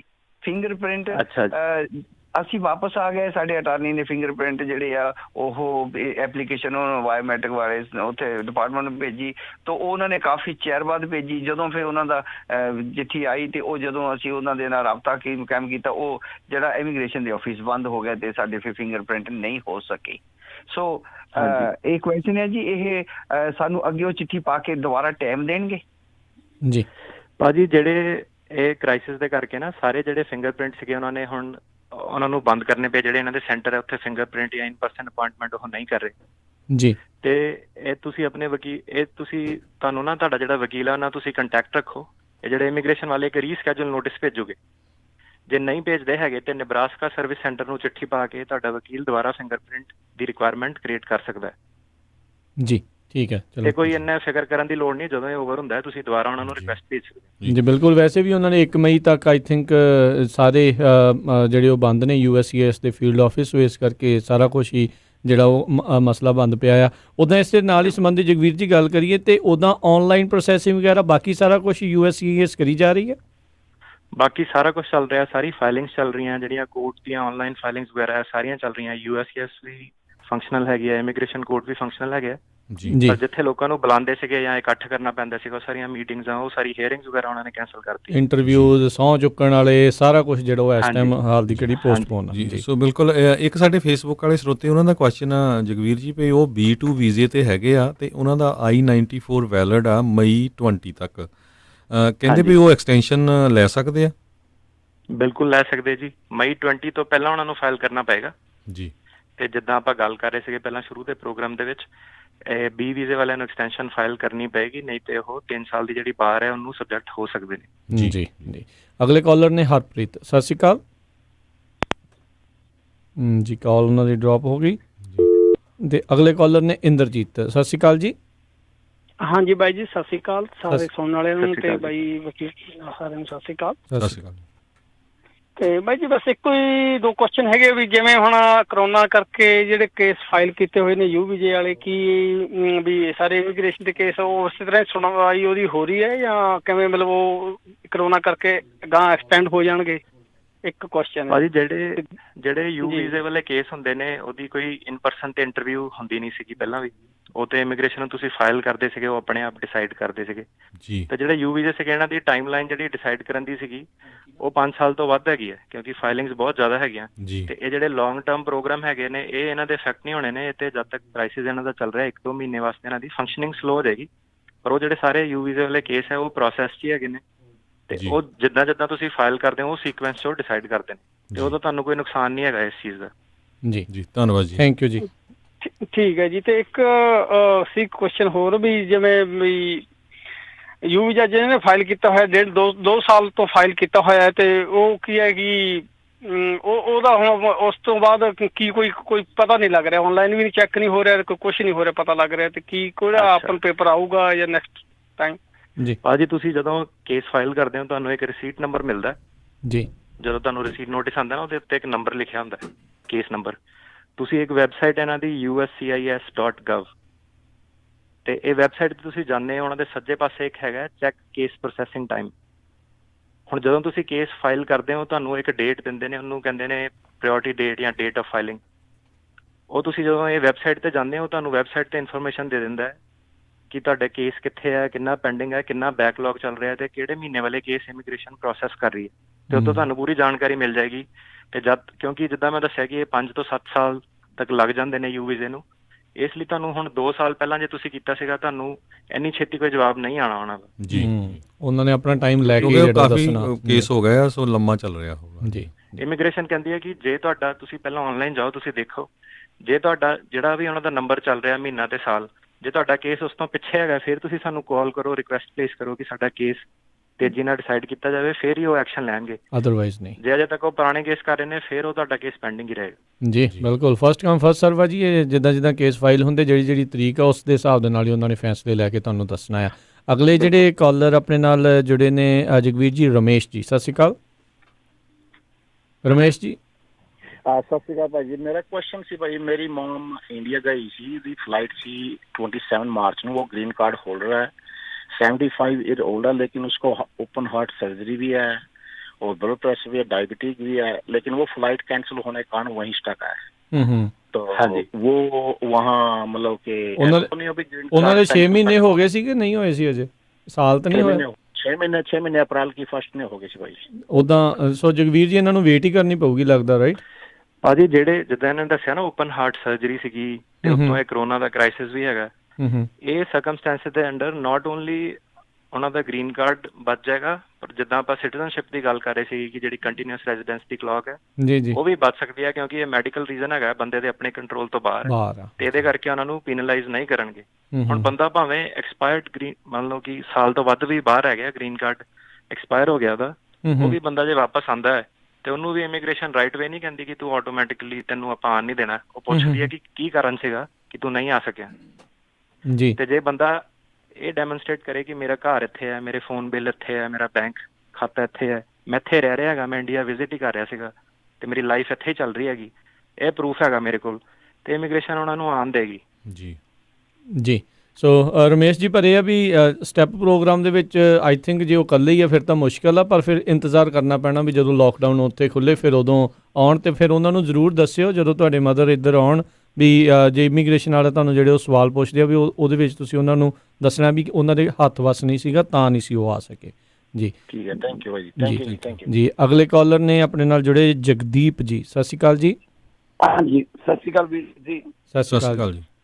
ਹਾਂਜੀ ਵੀਰ ਜੀ, ਇਸ ਤਰ੍ਹਾਂ ਸੀ ਕਿ ਮੇਰੇ ਮੋਮ ਆਏ ਹੋਏ ਆ ਇੰਡੀਆ ਤੋਂ, ਇੱਥੇ ਮੰਨ ਲਓ ਆਇਆ ਜਿੱਦਾਂ ਉਹਨਾਂ ਦੀ ਐਂਟਰੀ ਖਤਮ ਹੁੰਦੀ ਹੈ ਜੂਨ ਦੇ ਵਿੱਚ, ਤੇ ਕੀ ਮੈਂ ਉਹਨਾਂ ਦਾ ਹੁਣੇ ਹੀ ਅਪਲਾਈ ਕਰਨਾ ਵੀਰ ਜੀ? ਭਾਜੀ ਤੁਸੀਂ ਜਿਹੜਾ ਇਹਨੂੰ B ਵੀਜ਼ੇ ਦੀ ਫਾਈਲਿੰਗ ਹੈਗੀ ਇਹਨੂੰ ਕਰਨ ਨੂੰ ਹਫ਼ਤਾ ਕੁ ਲੱਗਦਾ ਹੈ, ਤੇ ਜਿਹੜਾ ਰਿਸੀਟ ਨੋਟਿਸ ਵਗੈਰਾ ਅੱਗੇ ਆਉਂਦਾ ਉਹਨੂੰ ਅੱਗੇ 10 ਦਿਨ ਹੋਰ ਲੱਗਦੇ ਨੇ, ਤੇ ਤੁਸੀਂ 15 ਕੁ ਦਿਨ ਪਹਿਲਾਂ ਸਾਨੂੰ ਜਾਂ ਕਿਸੇ ਵੀ ਲਾਇਰ ਨੂੰ ਸੰਪਰਕ ਕਰ ਲਓ, ਤੁਹਾਨੂੰ ਹੁਣੇ ਫਾਈਲ ਕਰਨ ਦੀ ਲੋੜ ਨਹੀਂ ਹੈਗੀ।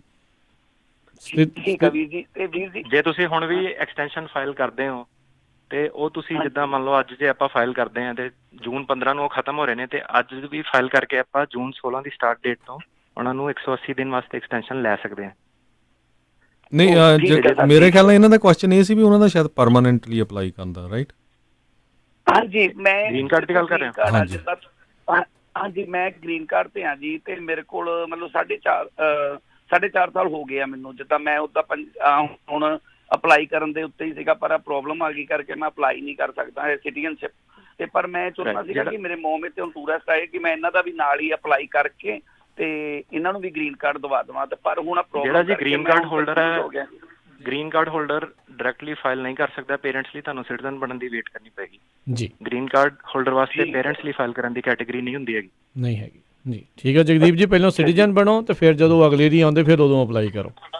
ਹਾਂਜੀ ਠੀਕ ਹੈ, ਤੇ ਜਾਂ ਇਹਨਾਂ ਦਾ ਸੈਕਸ਼ਨ ਲੈ ਕੇ ਟਾਈਮ ਵਧਾ ਲਿਆ ਜਾਵੇ, ਹਨਾ ਜੀ? ਵਧਾ ਸਕਦੇ ਆ, ਪਰ ਜੀ ਜਗਵੀਰ ਜੀ ਸਰ, ਉਹ ਤੁਹਾਨੂੰ ਜਿਹੜਾ ਮੈਕਸਿਮਮ ਟਾਈਮ ਹੈਗਾ ਨਾ ਉਹ ਤੁਸੀਂ ਜਿੱਦਾਂ 6 ਮਹੀਨੇ ਐਟ ਅ ਟਾਈਮ ਕਰ ਸਕਦੇ ਹੋ, ਤੇ ਤੁਹਾਨੂੰ ਟੋਟਲ 18 ਮਹੀਨੇ ਤੱਕ ਐਕਸਟੈਂਸ਼ਨ ਦਿੱਤੀ ਜਾ ਸਕਦੀ ਹੈ। 6 ਮਹੀਨੇ ਉਹਨਾਂ ਦੇ ਆਲਰੇਡੀ ਹੋ ਗਏ ਨੇ, ਤੇ 12 ਮਹੀਨੇ ਹੋਰ ਤੁਸੀਂ 12 ਮਹੀਨੇ ਦੇ ਵਿੱਚ ਸਿਟੀਜ਼ਨ ਨਹੀਂ ਬਣ ਸਕਦੇ ਹੋ, ਕਿਉਂਕਿ ਸਿਟੀਜ਼ਨ ਦਾ ਜਿਹੜਾ ਪ੍ਰੋਸੈਸ ਹੈਗਾ ਸਾਲ ਕੁ ਲੱਗ ਜਾਂਦਾ। ਤੁਸੀਂ ਹੁਣ ਕਹਿ ਰਹੇ ਹੋ ਕਿ 4.5 ਸਾਲ ਹੋਏ ਨੇ ਤੁਹਾਨੂੰ, ਤੇ ਫਿਰ ਤੁਸੀਂ ਮੋਮ ਨੂੰ ਫਿਲਹਾਲ ਤੁਸੀਂ ਐਕਸਟੈਂਸ਼ਨ ਦੇ ਕ੍ਰਾਈਸਿਸ ਤੋਂ ਸੇਵ ਕਰਨ ਲਈ ਐਕਸਟੈਂਸ਼ਨ ਫਾਈਲ ਕਰੋ, ਤੇ ਅਗਲੀ ਵਾਰੀ ਜਦੋਂ ਆਉਂਦੇ ਨੇ ਤੇ ਉਦੋਂ ਤੁਸੀਂ ਗ੍ਰੀਨ ਕਾਰਡ ਦੇ ਬਾਰੇ ਸੋਚਣਾ। ਜੀ ਠੀਕ ਹੈ ਜੀ, ਥੈਂਕ ਯੂ ਜੀ। ਬਿਲਕੁਲ ਜਗਵੀਰ ਜੀ, ਇੱਕ ਕੁਐਸਚਨ ਇਹ ਵੀ ਹੁੰਦਾ ਵੀ ਜੇ ਕੋਈ ਵਿਜ਼ਿਟ ਕਰਨ ਆਇਆ with the intention to apply permanent residence, ਉਹ ਵੀ ਕੁਐਸਚਨ ਕਈ ਵਾਰੀ ਇਮੀਗ੍ਰੇਸ਼ਨ ਵਾਲੇ ਪੁੱਛ ਲੈਂਦੇ ਆ, ਹਨਾ? ਬਿਲਕੁਲ ਜੀ, ਇਹਨਾਂ ਦਾ ਰੂਲ ਇਹ ਹੈ ਕਿ ਜਦੋਂ ਤੁਸੀਂ ਆਉਂਦੇ ਹੋ ਉਦੋਂ ਤੁਹਾਡਾ ਇਰਾਦਾ ਨਹੀਂ ਹੋਣਾ ਚਾਹੀਦਾ ਕਿ ਮੈਂ ਗ੍ਰੀਨ ਕਾਰਡ ਫਾਈਲ ਕਰਨਾ ਹੈ। ਹੁਣ ਤੁਸੀਂ ਆਉਂਦੇ ਹੋ, ਜੇ ਤੁਹਾਡਾ ਆ ਕੇ ਮਨ ਚੇਂਜ ਹੁੰਦਾ ਹੈ, ਉਹਨੂੰ ਇਹਨਾਂ ਨੇ ਰੂਲ ਕ੍ਰੀਏਟ ਕੀਤਾ 30, 60, 90 ਡੇ ਰੂਲ। ਠੀਕ ਹੈ, ਜਿਹੜਾ ਤੇ 30 ਦਿਨ ਦੇ ਅੰਦਰ ਅੰਦਰ ਹੀ ਫਾਈਲ ਕਰ ਦਿੰਦਾ ਉਹਨੂੰ ਤਾਂ ਕਹਿੰਦੇ ਨੇ ਕਿ ਤੁਹਾਡਾ ਪਹਿਲਾਂ ਹੀ ਇਰਾਦਾ ਸੀਗਾ, ਉਹਨੂੰ ਕਾਫੀ ਸਟ੍ਰਿਕਟਲੀ ਦੇਖਦੇ ਨੇ ਜੀ। ਜਿਹੜਾ 90 ਡੇ ਤੋਂ ਬਾਅਦ ਅਪਲਾਈ ਕਰਦਾ ਹੈ ਉਹਨੂੰ ਇਹ ਕੋਈ ਕੁਐਸਚਨ ਨਹੀਂ ਪੁੱਛਦੇ ਨੇ। ਜਿਹੜਾ 60 ਤੋਂ 90 ਡੇ ਦੇ ਵਿੱਚ ਅਪਲਾਈ ਕਰਦਾ ਉਹਨੂੰ ਕੁਐਸਚਨ ਪੁੱਛ ਸਕਦੇ ਨੇ, ਤੇ ਤੁਹਾਡਾ ਜਵਾਬ ਜੇ ਇਹ ਹੈਗਾ ਕਿ ਮੇਰਾ ਪਹਿਲਾਂ ਪਲਾਨ ਨਹੀਂ ਸੀਗਾ, ਮੈਂ ਆਉਣ ਤੋਂ ਬਾਅਦ ਇਰਾਦਾ ਬਣਾਇਆ, ਤੇ ਫਿਰ ਤੁਹਾਨੂੰ ਉਹ ਪੀਨਲਾਈਜ਼ ਨਹੀਂ ਕਰਦੇ ਨੇ ਉਹਦੇ ਲਈ। ਧੰਨਵਾਦ ਜੀ। ਸੋ ਬੈਟਰ ਇਹੀ ਆ ਵੀ ਜਿਹੜਾ ਇਹ ਕਰਨਾ ਨਾ, ਸਲਾਹ ਲੈ ਲਿਆ ਕਰੋ ਇਮੀਗ੍ਰੇਸ਼ਨ ਦੀ। ਕਈ ਵਾਰੀ ਮੇਰੇ ਵਰਗੇ ਤੋਂ ਜਾਂ ਉੱਦਾਂ ਹੀ ਕਿਸੇ ਤੋਂ ਪੁੱਛ ਕੇ ਜਿਹੜਾ ਕਰ ਦਿੰਦੇ ਆ, ਕੰਮ ਖਰਾਬ ਜਿਹੜਾ ਉਸ ਦੇ ਵਿੱਚ ਹੋ ਸਕਦਾ। ਸੋ ਧਿਆਨ ਰੱਖੋ ਅਤੇ ਜੂਨ ਦੇ ਅਖੀਰ ਤੱਕ ਵੇਟ ਕਰੋ। ਇੱਦਾਂ ਤਾਂ ਨਹੀਂ ਵੈਸੇ ਜਗਵੀਰ ਜੀ, ਚਲੋ ਇਹ ਪੁੱਛ ਲੈਣਾ ਚਾਹੀਦਾ ਵੀ ਜੇ ਹੁਣ ਐਕਸਟੈਂਸ਼ਨ ਫਾਈਲ ਕਰਦੇ ਤਾਂ ਬਾਅਦ ਦੇ ਵਿੱਚ ਉਹਨਾਂ ਨੂੰ ਦੁਬਾਰਾ ਐਂਟਰੀ ਦੇ ਉੱਤੇ ਮੁਸ਼ਕਲ ਆਊਗੀ?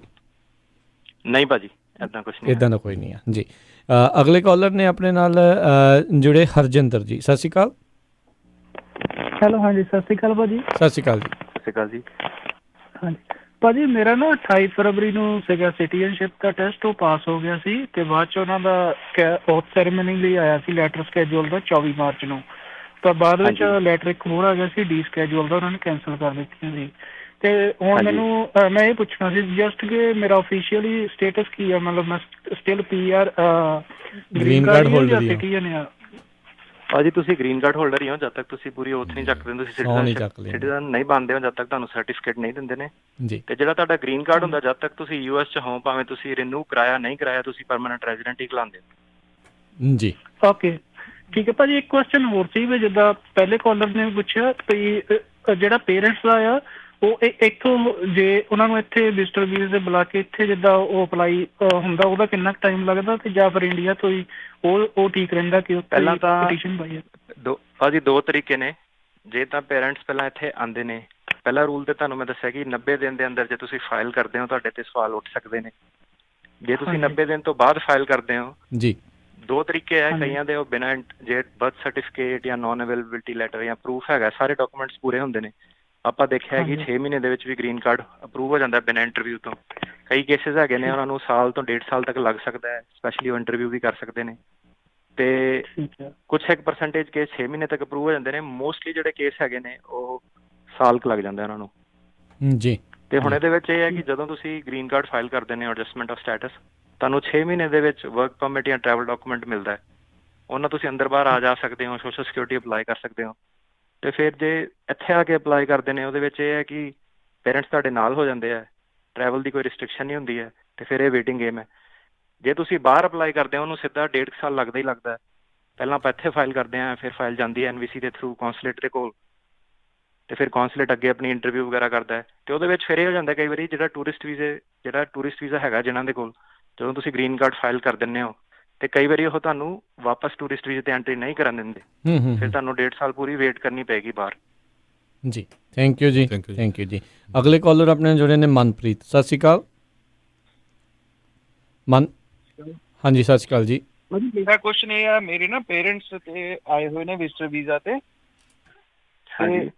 ਮੇਰੀ ਮਦਰ ਦਾ ਜਿਹੜਾ ਸੀ ਉਹ 1 ਅਪ੍ਰੈਲ ਨੂੰ ਜਿਵੇਂ ਵੀਜ਼ਾ ਖਤਮ ਹੋ ਗਿਆ, ਤੇ ਮੈਂ ਆਪਣੀ ਇੱਥੇ ਟਾਊਨ 'ਚ ਲਾਇਰ ਨੂੰ ਪੁੱਛਿਆ ਸੀ। ਉਹ ਕਹਿੰਦਾ ਵੀ ਤੁਹਾਨੂੰ ਜਿਹੜੀ ਐਕਸਟੈਂਸ਼ਨ ਆ 459 ਫਾਰਮ ਹੁੰਦਾ ਵੀ ਉਹ ਭਰਨ ਦੀ ਲੋੜ ਨਹੀਂ ਹੈਗੀ, ਤੇ ਉਹ ਵੈਸੇ ਹੀ ਅੰਡਰਸਟੈਂਡ ਕਰਨਗੇ ਵੀ ਤੁਸੀਂ ਕਰੋਨਾ ਵਾਇਰਸ ਕਰਕੇ ਤੁਹਾਡਾ ਵੀਜ਼ਾ ਖਤਮ ਹੋ ਗਿਆ, ਜਦੋਂ ਤੁਸੀਂ ਵਾਪਸ ਆਓਗੇ। ਨਹੀਂ ਭਾਜੀ, ਤੁਹਾਨੂੰ ਐਕਸਟੈਂਸ਼ਨ ਫਾਈਲ ਕਰਨੀ ਪੈਣੀ ਹੈ। ਤੇ ਹੁਣ ਤਾਂ ਤਰੀਕ ਲੰਘ ਗਈ ਆ, ਸੋ ਜਿਹੜਾ ਤੁਸੀਂ ਪਹਿਲਾਂ ਦੱਸਿਆ ਸੀ ਪ੍ਰੋ ਟਰੰਕ ਕਾਲਾ ਕਰਕੇ ਕੁਝ ਉਦਾਂ ਦਾ ਕਰਨਾ ਪਊਗਾ। ਨੰਕ ਪ੍ਰੋ ਟੰਕ ਇੱਕ ਹੁੰਦਾ ਹੈ, ਨੰਕ ਪ੍ਰੋ ਟੰਕ। ਇਹ ਬਸ ਇੱਕ ਫੈਂਸੀ ਵਰਡ ਹੈਗਾ। ਇਹਦਾ ਮਤਲਬ ਇਹ ਹੁੰਦਾ ਹੈ ਕਿ ਮੇਰੇ ਤੋਂ ਗਲਤੀ ਹੋ ਗਈ, ਮੈਨੂੰ ਮਾਫ ਕਰ ਦਿਓ। ਫਰਿਆਦ ਸੁਣ ਲਓ ਭਾਈ ਮੇਰੀ। ਸੋ ਬਿਲਕੁਲ ਇੱਕ ਵਾਰੀ ਜ਼ਰੂਰ ਜਿਹੜੇ ਨਾ ਲਾਇਰ ਆ, ਜਿਹੜਾ ਇੱਥੇ ਜਿਹਦੇ ਕੋਲ ਰਜਿਸਟਰਡ ਹੈਗਾ ਆ, ਉਹਦੇ ਨਾਲ ਗੱਲ ਕਰੋ। ਕਈ ਵਾਰੀ ਪੈਰਾ ਲੀਗਲ ਹੁੰਦੇ ਜਾਂ ਉਹੀ ਫਾਰਮ ਭਰਦੇ ਹੈਗੇ ਨਾ, ਉਹ ਗਲਤ ਇਨਫੋਰਮੇਸ਼ਨ ਆ। ਸੋ ਪ੍ਰੋਫੈਸ਼ਨਲ ਬੰਦੇ ਨਾਲ ਹੀ ਸਲਾਹ ਕਰੋ, ਅਟਰਨੀ ਦੇ ਨਾਲ, ਐਕਚੁਅਲ ਇਮੀਗ੍ਰੇਸ਼ਨ ਅਟਰਨੀ ਦੇ ਨਾਲ ਜਿਹੜੀ ਉਹ ਤੁਸੀਂ ਸਲਾਹ ਕਰੋ। ਬਾਅਦ ਦੇ ਵਿੱਚ ਕਾਲ ਕਰ ਲਿਓ ਤੇ ਇਹਨਾਂ ਦੇ ਨਾਲ ਜਿਹੜੀ ਆ ਉਹ ਗੱਲ ਤੁਸੀਂ ਕਰ ਲਿਓ। ਗੁਰਜੀਤ ਜੀ ਅਗਲੇ ਕਾਲਰ ਨੇ। ਸਤਿ ਸ਼੍ਰੀ ਅਕਾਲ ਜੀ, ਸਵਾਗਤ ਹੈ। ਸਤਿ ਸ਼੍ਰੀ ਅਕਾਲ ਜੀ। ਸਤਿ ਸ਼੍ਰੀ ਅਕਾਲ ਜੀ। ਮੇਰਾ ਸਵਾਲ ਹੈ ਜੀ, ਮੈਂ ਨਾ ਟਿਕਟ ਵਾਲੀ ਰੱਖੀ ਹੈ ਵੀ 1 ਮਾਰਚ ਤੋਂ। ਹਾਂਜੀ। ਤੇ 1 ਮਾਰਚ ਤੋਂ ਉਹਦੀ 20 ਅਪ੍ਰੈਲ ਦੀ ਸੀਗੀ ਆਹ ਜਿਹੜੀ ਦਿਖਾਉਂਦੇ ਹੁੰਦੇ ਨੇ ਮੂਵੀ ਉਹਨਾਂ ਨੂੰ। ਹਾਂਜੀ। ਤੇ ਉਹ ਉਹਨਾਂ ਨੇ ਹੁਣ ਆਹ ਆਪਣੇ ਹੋ ਗਿਆ ਹੈ ਕਰੋਨਾ ਦਾ, ਤੇ ਹੁਣ ਫਿਰ ਦੁਬਾਰਾ ਚਿੱਠੀ ਪਾਉਣਗੇ ਉਹ। ਦੋ ਚੀਜ਼ਾਂ ਇਹਦੇ ਵਿੱਚ। ਇਹ ਜਿਹੜੇ ਤੁਸੀਂ ਆਏ ਆ ਤੁਹਾਡੇ ਕੋਲ, ਇਹ ਹੁਣ ਆਪਣੇ ਟੂਰਿਸਟ ਵੀਜ਼ੇ ਤੇ ਆਏ ਸੀ? ਨਹੀਂ, ਗ੍ਰੀਨ ਕਾਰਡ ਨੇ ਉਹ ਵੀ। ਸਵਾਲ ਕੀ ਹੈ ਤੁਹਾਡਾ? ਟਿਕਟ ਲਈ ਰੱਖੀ ਹੈ ਨਾ ਮੈਂ, ਲੇਡੀ ਗ੍ਰੀਨ ਕਾਰਡ ਨੇ। ਅੱਛਾ ਜੀ। ਉਹਨਾਂ ਤੁਹਾਡਾ ਮੈਨੂੰ ਸਵਾਲ ਨਹੀਂ ਸਮਝ ਆਇਆ। ਦੁਬਾਰਾ ਪੁੱਛਿਓ ਮਾਤਾ ਜੀ, ਕੀ ਪੁੱਛਦੇ ਹੋ? ਵੀ ਉਹ 1 ਮਾਰਚ ਤੋਂ ਮੈਂ ਟਿਕਟ ਵਾਲੀ ਲੇਡੀ ਰੱਖੀ ਹੈਗੀ, ਤੇ ਉਹਦੀ 20 ਅਪ੍ਰੈਲ ਦੀ ਸੀ ਜਿਹੜੀ ਉਹ ਦਿਖਾਉਂਦੇ ਹੁੰਦੇ ਨੇ, ਪੇਪਰ ਆਏ ਸੀ ਉਹਦੇ, ਤੇ ਉਹ ਹੁਣ ਬੰਦ ਹੋ ਗਿਆ। ਵੀ ਫਿਰ ਦੁਬਾਰਾ ਚਿੱਠੀ ਪਾਉਣਗੇ? ਸਿਟੀਜ਼ਨਸ਼ਿਪ ਦੀ ਇੰਟਰਵਿਊ ਦੀ ਗੱਲ ਕਰਦੇ ਹੋ? ਨਾ ਟਿਕਟ ਵਾਲੀ ਉਹ ਦਿਖਾਉਂਦੇ ਹੁੰਦੇ ਨੇ ਮੂਵੀ, ਕੀ ਕਹਿੰਦੇ ਹੁੰਦੇ ਨੇ ਉਹਨੂੰ, ਮੈਨੂੰ ਯਾਦ ਨਹੀਂ ਆਉਂਦਾ। ਤੁਸੀਂ ਇਦਾਂ ਕਰਿਓ, ਬਾਅਦ ਦੇ ਵਿੱਚ ਤੁਸੀਂ ਨਾ ਸਾਨੂੰ ਜਦੋਂ ਆਪਾਂ ਫੋਨ ਰੱਖਦੇ ਆ, ਤੁਸੀਂ ਸਾਨੂੰ ਬਾਅਦ ਚ ਇਹਨਾਂ ਨੂੰ ਕਾਲ ਤੁਹਾਨੂੰ ਦੱਸਾਂਗੇ, ਦੇਖ ਕੇ ਦੱਸਿਓ। ਹਾਂ, ਇੱਕ ਬੇਟਾ ਮੈਨੂੰ ਦੱਸਿਓ ਵੀ ਆਪਣੇ ਫ੍ਰਿਜ ਨਾਲ ਰੇਡੀਓ ਕਿੱਥੋਂ ਮਿਲਦੇ ਨੇਗੇ? ਉਹ ਬਾਅਦ ਚ ਕਾਲ ਕਰ ਲਿਓ। ਹਾਂਜੀ, ਉਹ ਜਸਵਿੰਦਰ ਦਾ ਉਹਦਾ ਸਟੋਰ ਹੈਗੇ, ਉਹਨਾਂ ਤੋਂ ਜਿਹੜਾ ਤੁਸੀਂ ਲੈ ਲਿਓ, new India sweet and spices ਉੱਤੇ ਸ਼ਾਹ ਨੇ, ਤੇ ਉਹਨਾਂ ਤੋਂ ਮਿਲ ਜਾਣਾ ਜੀ। ਸੋ ਬਹੁਤ ਸਾਰੇ ਸਾਡੇ ਫੇਸਬੁੱਕ ਦੇ ਕੁਐਸਚਨ ਹੈਗੇ ਆ ਪਈ ਜੀ, ਅਸੀਂ ਅਪਲਾਈ ਕੀਤਾ ਸੀ, ਚਿੱਠੀ ਨਹੀਂ ਆਈ, ਡਿਲੇ ਹੋ ਗਈ। ਉਹ ਸਾਰਿਆਂ ਨੂੰ ਪਤਾ ਵੀ ਥੋੜਾ ਡਿਲੇ ਚੱਲ ਰਿਹਾ ਹੈਗਾ, ਪਰ ਜੇ ਕਿਸੇ ਨੂੰ ਕੋਈ ਟੈਕਨੀਕਲ ਕੁਐਸਚਨ ਹੈਗਾ, ਫਿਰ ਤੁਸੀਂ ਜਗਵੀਰ ਭਾਜੀ ਨੂੰ ਬਾਅਦ ਦੇ ਵਿੱਚ ਕਾਲ ਕਰ ਲਿਓ। ਆਪਾਂ ਨੰਬਰ ਜ਼ਰੂਰ ਅਨਾਉਂਸ ਕਰਾਂਗੇ ਉਹਨਾਂ ਦਾ ਇੱਥੇ ਜੀ। ਤੇ ਇੱਕ ਕਈ ਜਣੇ ਸਵਾਲ ਸੀਗਾ ਪੁੱਛ ਰਹੇ ਸੀਗੇ ਵੀ ਕਹਿੰਦੇ ਵੀ ਸਾਨੂੰ ਜਿਹੜਾ I-94 ਆਨਲਾਈਨ ਉਹਨਾਂ ਦਾ ਲੱਭਾ ਨਹੀਂ, ਰੈਕਡ ਨਹੀਂ ਲੱਭਾ, ਉਹ ਕੀ ਕਰ ਸਕਦੇ? ਵੈਸੇ ਤਾਂ ਹੁੰਦਾ ਹੀ ਆ ਸਾਰਿਆਂ ਦਾ, ਵੀ ਕਹਿੰਦੇ ਨੋ ਰੈਕਡ ਆਫ ਦਿਸ ਵਿਜ਼ਿਟਰ ਕਿਸੇ ਨੇ ਲਿਖਿਆ, ਉਹ ਕੀ ਕਰ ਸਕਦੇ ਨੇ ਜੇ ਇਹ ਮਾਮਲੇ 'ਚ? ਭਾਜੀ ਸਭ ਤੋਂ ਜ਼ਿਆਦਾ ਪ੍ਰੋਬਲਮ ਕੀ ਆਉਂਦੀ ਹੈ ਕਿ ਜਿਹੜੇ ਸਾਡੇ ਇੰਡੀਅਨ ਪਾਸਪੋਰਟ ਹੁੰਦੇ ਨੇ, ਉਹਦੇ ਵਿੱਚ ਉਹ ਜਿੱਦਾਂ ਫਸਟ ਨੇਮ ਕਈ ਵਾਰੀ ਇਕੱਠਾ ਹੀ ਲਿਖਤਾ ਉਹਨੇ, ਗੁਰਦੀਪ ਸਿੰਘ, ਕਈ ਵਾਰੀ ਲਾਸਟ ਨੇਮ ਦੇ ਵਿੱਚ ਪਾਤਾ। ਜੀ। ਹੁਣ ਜਿਹੜੀ USCIS ਇਮੀਗ੍ਰੇਸ਼ਨ ਹੈਗੀ ਇੱਥੇ CBP, ਉਹ ਲਾਸਟ ਨੇਮ ਨੂੰ ਖਾਲੀ ਨਹੀਂ ਛੱਡ ਸਕਦੇ ਹੈਗੇ। ਤੁਹਾਡੇ ਪਾਸਪੋਰਟ ਜਿੱਦਾਂ ਮਰਜ਼ੀ ਤੁਸੀਂ, ਪਹਿਲਾਂ ਤਾਂ ਇਹ ਹੈਗਾ ਕਿ ਤੁਹਾਡੇ ਡਿਫਰੈਂਟ ਕੰਬੀਨੇਸ਼ਨ ਜਿੱਦਾਂ ਨੇਮ ਹੈਗੇ ਨੇ ਉਹਨੂੰ ਫਾਰਮ ਆਨਲਾਈਨ ਫਾਰਮ ਤੇ ਟਰਾਈ ਕਰਕੇ ਦੇਖੋ, ਤੁਹਾਡਾ ਨਿਕਲ ਆਂਦਾ। ਜੇ ਨਹੀਂ ਨਿਕਲ ਕੇ ਆਂਦਾ ਤੇ CBP customs and border patrol, ਉਹਨਾਂ ਦਾ ਨੰਬਰ ਤੁਹਾਨੂੰ ਆਨਲਾਈਨ ਮਿਲ ਜਾਏਗਾ ਗੂਗਲ ਕਰਕੇ, ਤੇ ਜਿਹੜਾ ਵੀ ਤੁਹਾਡੇ ਨੀਅਰੈਸਟ ਬਾਰਡਰ ਪੈਟਰੋਲ ਹੈਗਾ ਉਹਨਾਂ ਨੂੰ ਕਾਲ ਕਰੋ, ਉਹ ਤੁਹਾਨੂੰ ਆਨਲਾਈਨ ਤੁਹਾਨੂੰ I-94 ਪ੍ਰੋਵਾਈਡ ਕਰ ਦੇਣਗੇ ਜੀ। ਸੋ ਬਹੁਤ ਸਾਰੇ, ਜਿਸ ਤਰ੍ਹਾਂ ਤੁਸੀਂ ਦੱਸਿਆ ਨਾ ਜਗਵੀਰ ਜੀ, ਲਾਸਟ ਨੇਮ ਜਿਹੜਾ ਆਪਾਂ ਨਹੀਂ ਯੂਜ਼ ਕਰਦੇ, ਉਹਨਾਂ ਦੇ ਮੂਹਰੇ ਉਹ FNU NNG ਇਦਾਂ ਦਾ ਲਾ ਦਿੰਦੇ ਆ। ਸੋ ਆਪਾਂ ਕਈ ਵਾਰੀ ਨਹੀਂ ਭਰਦੇ। ਸੋ ਫਸਟ ਨੇਮ ਹਾਂਜੀ, ਇਹ ਜਿਹੜੀ ਚੀਜ਼ ਜ਼ਰੂਰ ਹੈਗੀ ਆ ਬਿਲਕੁਲ। ਅਤੇ ਇੱਕ ਜਿਹੜਾ ਇੱਕ ਸਭ ਤੋਂ ਜ਼ਿਆਦਾ ਜਿਹੜਾ ਇੱਕ ਸਵਾਲ ਸਾਨੂੰ ਵੀ ਬਹੁਤ ਆਇਆ ਵੀ ਜਿਹੜਾ ਇਹ ਹੁਣ ਪੈਂਡੈਮਿਕ ਦੇ ਕਰਕੇ ਸਟਿਮੂਲਸ ਪੈਕੇਜ ਵੀ ਮਿਲਣਾ ਆ, ਅਨਇੰਪਲੋਇਮੈਂਟ ਵੀ ਕਈ ਲੋਕ ਜਿਹੜੇ ਲੈ ਰਹੇ ਨੇ, ਕੀ ਇਹ ਜਿਹੜੇ ਲੋਕ ਜਿਨ੍ਹਾਂ ਨੂੰ ਇਹ ਬੈਨੀਫਿਟ ਮਿਲੂਗਾ, ਕੀ ਉਹਨਾਂ ਦੇ ਪਬਲਿਕ ਚਾਰਜ ਦੇ ਵਜੋਂ ਤਾਂ ਨਹੀਂ ਗਿਣੇ ਜਾਣਗੇ ਤੇ ਉਹਨਾਂ ਦੇ ਇਮੀਗ੍ਰੇਸ਼ਨ ਸਟੇਟਸ ਤੇ ਜਾਂ ਜਦੋਂ ਫਾਈਲਿੰਗ ਕਰਨੀ ਆ ਉਹਦੇ 'ਚ ਕੋਈ ਤਕਲੀਫ ਉਹਨਾਂ ਨੂੰ ਆਊਗੀ ਇਸ ਕਰਕੇ? ਭਾਜੀ ਜਿਹੜਾ ਪਬਲਿਕ ਚਾਰਜ ਹੈ ਉਹ ਕੀ ਕਹਿੰਦਾ ਹੈਗਾ ਕਿ ਜਿਹੜੇ ਮੀਨਸ ਟੈਸਟਡ ਬੈਨੀਫਿਟ ਹੋਣਗੇ ਉਹ ਪਬਲਿਕ ਚਾਰਜ ਕਹਿਲਾਉਂਦੇ ਨੇ। ਮੀਨਸ ਟੈਸਟਡ ਪਬਲਿਕ ਬੈਨੀਫਿਟ ਤੋਂ ਮਤਲਬ ਇਹ ਹੁੰਦਾ ਹੈ ਕਿ ਜਿਹੜੀ ਤੁਹਾਡੀ ਲੋ ਇਨਕਮ ਦੇ ਆਧਾਰ ਤੇ ਤੁਹਾਨੂੰ ਬੈਨੀਫਿਟਸ ਮਿਲਦੇ ਨੇ ਜੀ, ਜਿੱਦਾਂ ਕਿ ਤੁਹਾਨੂੰ ਮੈਡੀਕੇਡ ਫੈਡਰਲੀ ਫੰਡਡ ਹੋ ਗਿਆ, ਸੋਸ਼ਲ ਸਿਕਿਉਰਿਟੀ ਬੈਨੀਫਿਟਸ ਹੋ ਗਏ। ਤੇ ਜਿਹੜੇ ਅਨਇੰਪਲੋਇਮੈਂਟ ਹੈਗਾ ਉਹ ਮੀਨਸ ਟੈਸਟਡ ਬੈਨੀਫਿਟ ਨਹੀਂ ਹੈਗਾ ਜੀ, ਮਤਲਬ ਕਿ ਇਹ ਤੁਹਾਡੀ ਲੋ ਇਨਕਮ ਕਰਕੇ ਤੁਹਾਨੂੰ ਨਹੀਂ ਮਿਲਦਾ, ਭਾਵੇਂ ਤੁਸੀਂ ਜ਼ਿਆਦਾ ਪੈਸੇ ਵੀ ਬਣਾ ਰਹੇ ਹੋ ਤਾਂ ਵੀ ਤੁਹਾਡੀ ਜੌਬ ਚੱਲਦੀ ਹੈ, ਤੁਸੀਂ ਅਨਇੰਪਲੋਇਮੈਂਟ ਫਾਈਲ ਕਰ ਸਕਦੇ ਹੋ ਜੀ। ਤੇ ਕਿਉਂਕਿ ਇਹ ਮੀਨਸ ਟੈਸਟਡ ਬੈਨੀਫਿਟ ਨਹੀਂ ਹੈਗਾ, ਇਸ ਲਈ ਪਬਲਿਕ ਚਾਰਜ ਦੇ ਅੰਦਰ ਕਾਊਂਟ ਨਹੀਂ ਹੁੰਦਾ ਜੀ। ਜੀ ਸੋ ਬਿਲਕੁਲ ਸਰੋਤਿਆਂ ਨੂੰ ਦੱਸਦੇ ਜਾਈਏ, ਜਿੱਦਾਂ ਆਪਾਂ ਪਹਿਲਾਂ ਵੀ ਦੱਸਦੇ ਗਏ ਸੀ ਕਿ ਜਿਹੜੀ ਅਨਪਲਾਈਮੈਂਟ ਤੁਸੀਂ ਫਾਈਲ ਕਰਨੀ ਆ ਜਾਂ ਜਿਨ੍ਹਾਂ ਨੂੰ ਇਹ ਸਟਿਮੂਲਸ ਚੈੱਕ ਆਉਣਾ ਹੈਗਾ $1200, ਇਹ ਕੋਈ ਪਬਲਿਕ ਚਾਰਜ ਨਹੀਂ। ਪਬਲਿਕ ਚਾਰਜ ਜਿਸ ਤਰ੍ਹਾਂ ਜਗਵੀਰ ਹੁਣਾਂ ਨੇ ਦੱਸਿਆ ਆ, ਫੂਡ ਸਟੈਂਪਾਂ ਹੋ ਗਈਆਂ, ਸਨੈਪ ਪ੍ਰੋਗਰਾਮ ਆ, ਕਾਉਂਟੀ ਵਾਲਾ ਫ੍ਰੀ ਮੈਡੀਕਲ ਆ, ਤੇ ਜਾਂ ਫਿਰ ਤੁਸੀਂ ਜਿਹੜੀ ਆ ਲੋ ਇਨਕਮ ਵਾਲੀਆਂ ਅਪਾਰਟਮੈਂਟ ਲੈਂਦੇ ਉਹ ਪਬਲਿਕ ਚਾਰਜ ਹੈਗੇ ਆ ਜੀ। ਤੇ ਮਾਫੀ ਚਾਹੁੰਦੇ ਹਾਂ ਕਿਉਂਕਿ ਕਾਲ ਸਾਨੂੰ ਬਹੁਤ ਆ ਰਹੀਆਂ, ਪਰ ਕਾਲ ਜਿਹੜੀਆਂ ਉਹ ਅਸੀਂ ਲੈ ਨਹੀਂ ਸਕਾਂਗੇ। ਮਾਫੀ ਚਾਹੁੰਦੇ ਹਾਂ ਕਿਉਂਕਿ ਸਮਾਂ ਆਪਣੇ ਅੱਜ ਦੇ ਪ੍ਰੋਗਰਾਮ ਦਾ ਜਿਹੜਾ ਸਮਾਪਤ ਆ।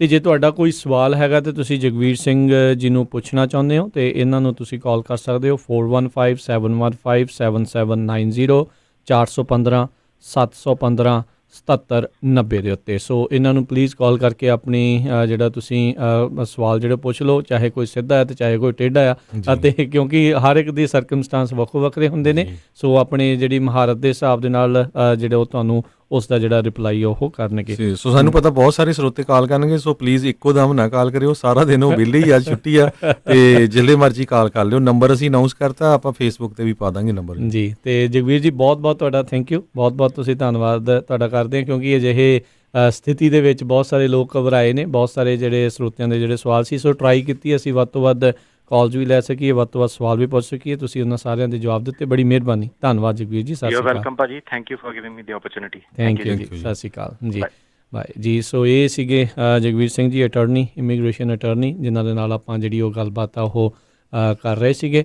ਤੇ ਆਉਣ ਵਾਲੇ ਦਿਨਾਂ ਦੇ ਵਿੱਚ ਵੀ ਜ਼ਰੂਰ ਆਪਾਂ ਇਮੀਗ੍ਰੇਸ਼ਨ ਦੇ ਨਾਲ ਇੱਦਾਂ ਦੀਆਂ ਜਿਹੜੀਆਂ ਗੱਲਬਾਤ ਤੁਹਾਡੇ ਲਈ ਜਿਹੜੀ ਉਹ ਜ਼ਰੂਰ ਲੈ ਕੇ ਆਉਂਦੇ ਰਵਾਂਗੇ, ਤਾਂ ਜੋ ਆਪਣੇ ਜਿੰਨੇ ਵੀ ਸਰੋਤੇ ਇਸ ਟਾਈਮ ਸੁਣ ਰਹੇ ਨੇ, ਦੇਖ ਰਹੇ ਨੇ ਫੇਸਬੁੱਕ YouTube ਦੇ ਉੱਤੇ, ਉਹਨਾਂ ਨੂੰ ਵੀ ਜਿਹੜਾ ਆ ਆਪਣੇ ਸਵਾਲਾਂ ਦੇ ਜਵਾਬ ਜਿਹੜੇ ਉਹ ਮਿਲ ਸਕਣ। ਸੋ ਜ਼ਰੂਰ ਤੁਸੀਂ ਇਹਨਾਂ ਨੂੰ ਕਾਲ ਕਰ ਲਿਓ, Jagveer Singh attorney, immigration attorney, 4157157790 415 715 7790 ਦੇ ਉੱਤੇ ਜਿਹੜੇ। ਬਿਲਕੁਲ ਇਹ ਅਟਾਰਨੀ ਹੈਗੇ ਆ ਇਮੀਗ੍ਰੇਸ਼ਨ ਦੇ, ਤੇ ਇਹਨਾਂ ਦਾ ਆਫਿਸ ਬੇ ਏਰੀਆ ਦੇ ਵਿੱਚ ਹੈਗਾ ਆ, ਹੈ ਨਾ, ਕੈਲੀਫੋਰਨੀਆ ਦੇ ਵਿੱਚ। ਸੋ ਬਹੁਤ ਸਾਰੇ ਸਰੋਤਿਆਂ ਦਾ ਕੁਐਸਚਨ ਫਿਰ ਸਟੈਪ ਪ੍ਰੋਗਰਾਮ ਨੂੰ ਲੈ ਕੇ ਸੀ, ਕਿਸੇ ਦਾ ਰਿਸ਼ਤੇਦਾਰ ਇੰਡੀਆ ਫਸਿਆ ਆ। ਸੋ ਪਲੀਜ਼ ਜਿੰਨੇ ਵੀ ਸਾਡੇ ਸਰੋਤੇ ਸੁਣ ਰਹੇ ਆ, ਆਪਾਂ ਜਿਹੜਾ ਕੱਲ੍ਹ ਸ਼ਾਮ ਨੂੰ ਪ੍ਰੋਗਰਾਮ ਕਰਨਾ ਹੈਗਾ 7 ਵਜੇ, ਉਹਦੇ ਵਿੱਚ ਜਿਹੜਾ ਆ ਆਪਾਂ ਇਹ ਡਿਟੇਲ 'ਚ ਡਿਸਕਸ ਕਰਾਂਗੇ ਵੀ ਕਿਸ ਤਰ੍ਹਾਂ ਤੁਸੀਂ ਰਜਿਸਟਰ ਕਰਨਾ ਹੈਗਾ ਆ, ਕਿੱਥੇ ਸਟੇਟ ਡਿਪਾਰਟਮੈਂਟ ਨੂੰ ਕੰਟੈਕਟ ਕਰ ਸਕਦੇ। ਸੋ ਕੱਲ੍ਹ ਸ਼ਾਮ ਨੂੰ 7 ਵਜੇ ਜਿਹੜਾ ਸੰਡੇ ਦਾ ਪ੍ਰੋਗਰਾਮ ਆ, ਉਹਦੇ 'ਚ ਆਪਾਂ ਡਿਟੇਲ 'ਚ ਦੱਸਾਂਗੇ, ਟਰਾਈ ਕਰਾਂਗੇ ਜਿਹੜਾ ਕੋਈ ਇੰਡੀਆ ਤੋਂ ਉਸ ਪ੍ਰੋਗਰਾਮ ਦੇ ਅੰਡਰ ਆਇਆ ਹੈਗਾ ਆ, ਉਹਨੂੰ ਵੀ ਆਪਾਂ ਲੈ ਕੇ ਆ ਸਕੀਏ ਜੀ। ਤੇ ਹੁਣ ਇੱਥੇ ਸਾਡਾ ਅੱਜ ਦੇ ਪ੍ਰੋਗਰਾਮ ਦੀ ਸਮਾਪਤੀ ਆ। ਮੇਰੇ ਰਾਜਕਨਵੀਰ ਸਿੰਘ ਵੱਲੋਂ ਤੇ ਮੇਰੇ ਹਰਜੋਤ ਸਿੰਘ ਖਾਲਸਾ ਵੱਲੋਂ ਤੁਹਾਨੂੰ ਸਾਰਿਆਂ ਨੂੰ ਪਿਆਰ ਸਤਿਕਾਰ ਸੈਨਿਕ ਕੀ ਜਹੀ ਸਤਿ ਸ੍ਰੀ ਅਕਾਲ ਜੀ। ਉਹਦੇ ਵਾਸਤੇ ਰਹੋ, ਹੱਸਦੇ ਖੇਡਦੇ ਰਹੋ, ਸੁਣਦੇ ਰਹੋ ਪੰਜਾਬੀ ਰੇਡੀਓ USA।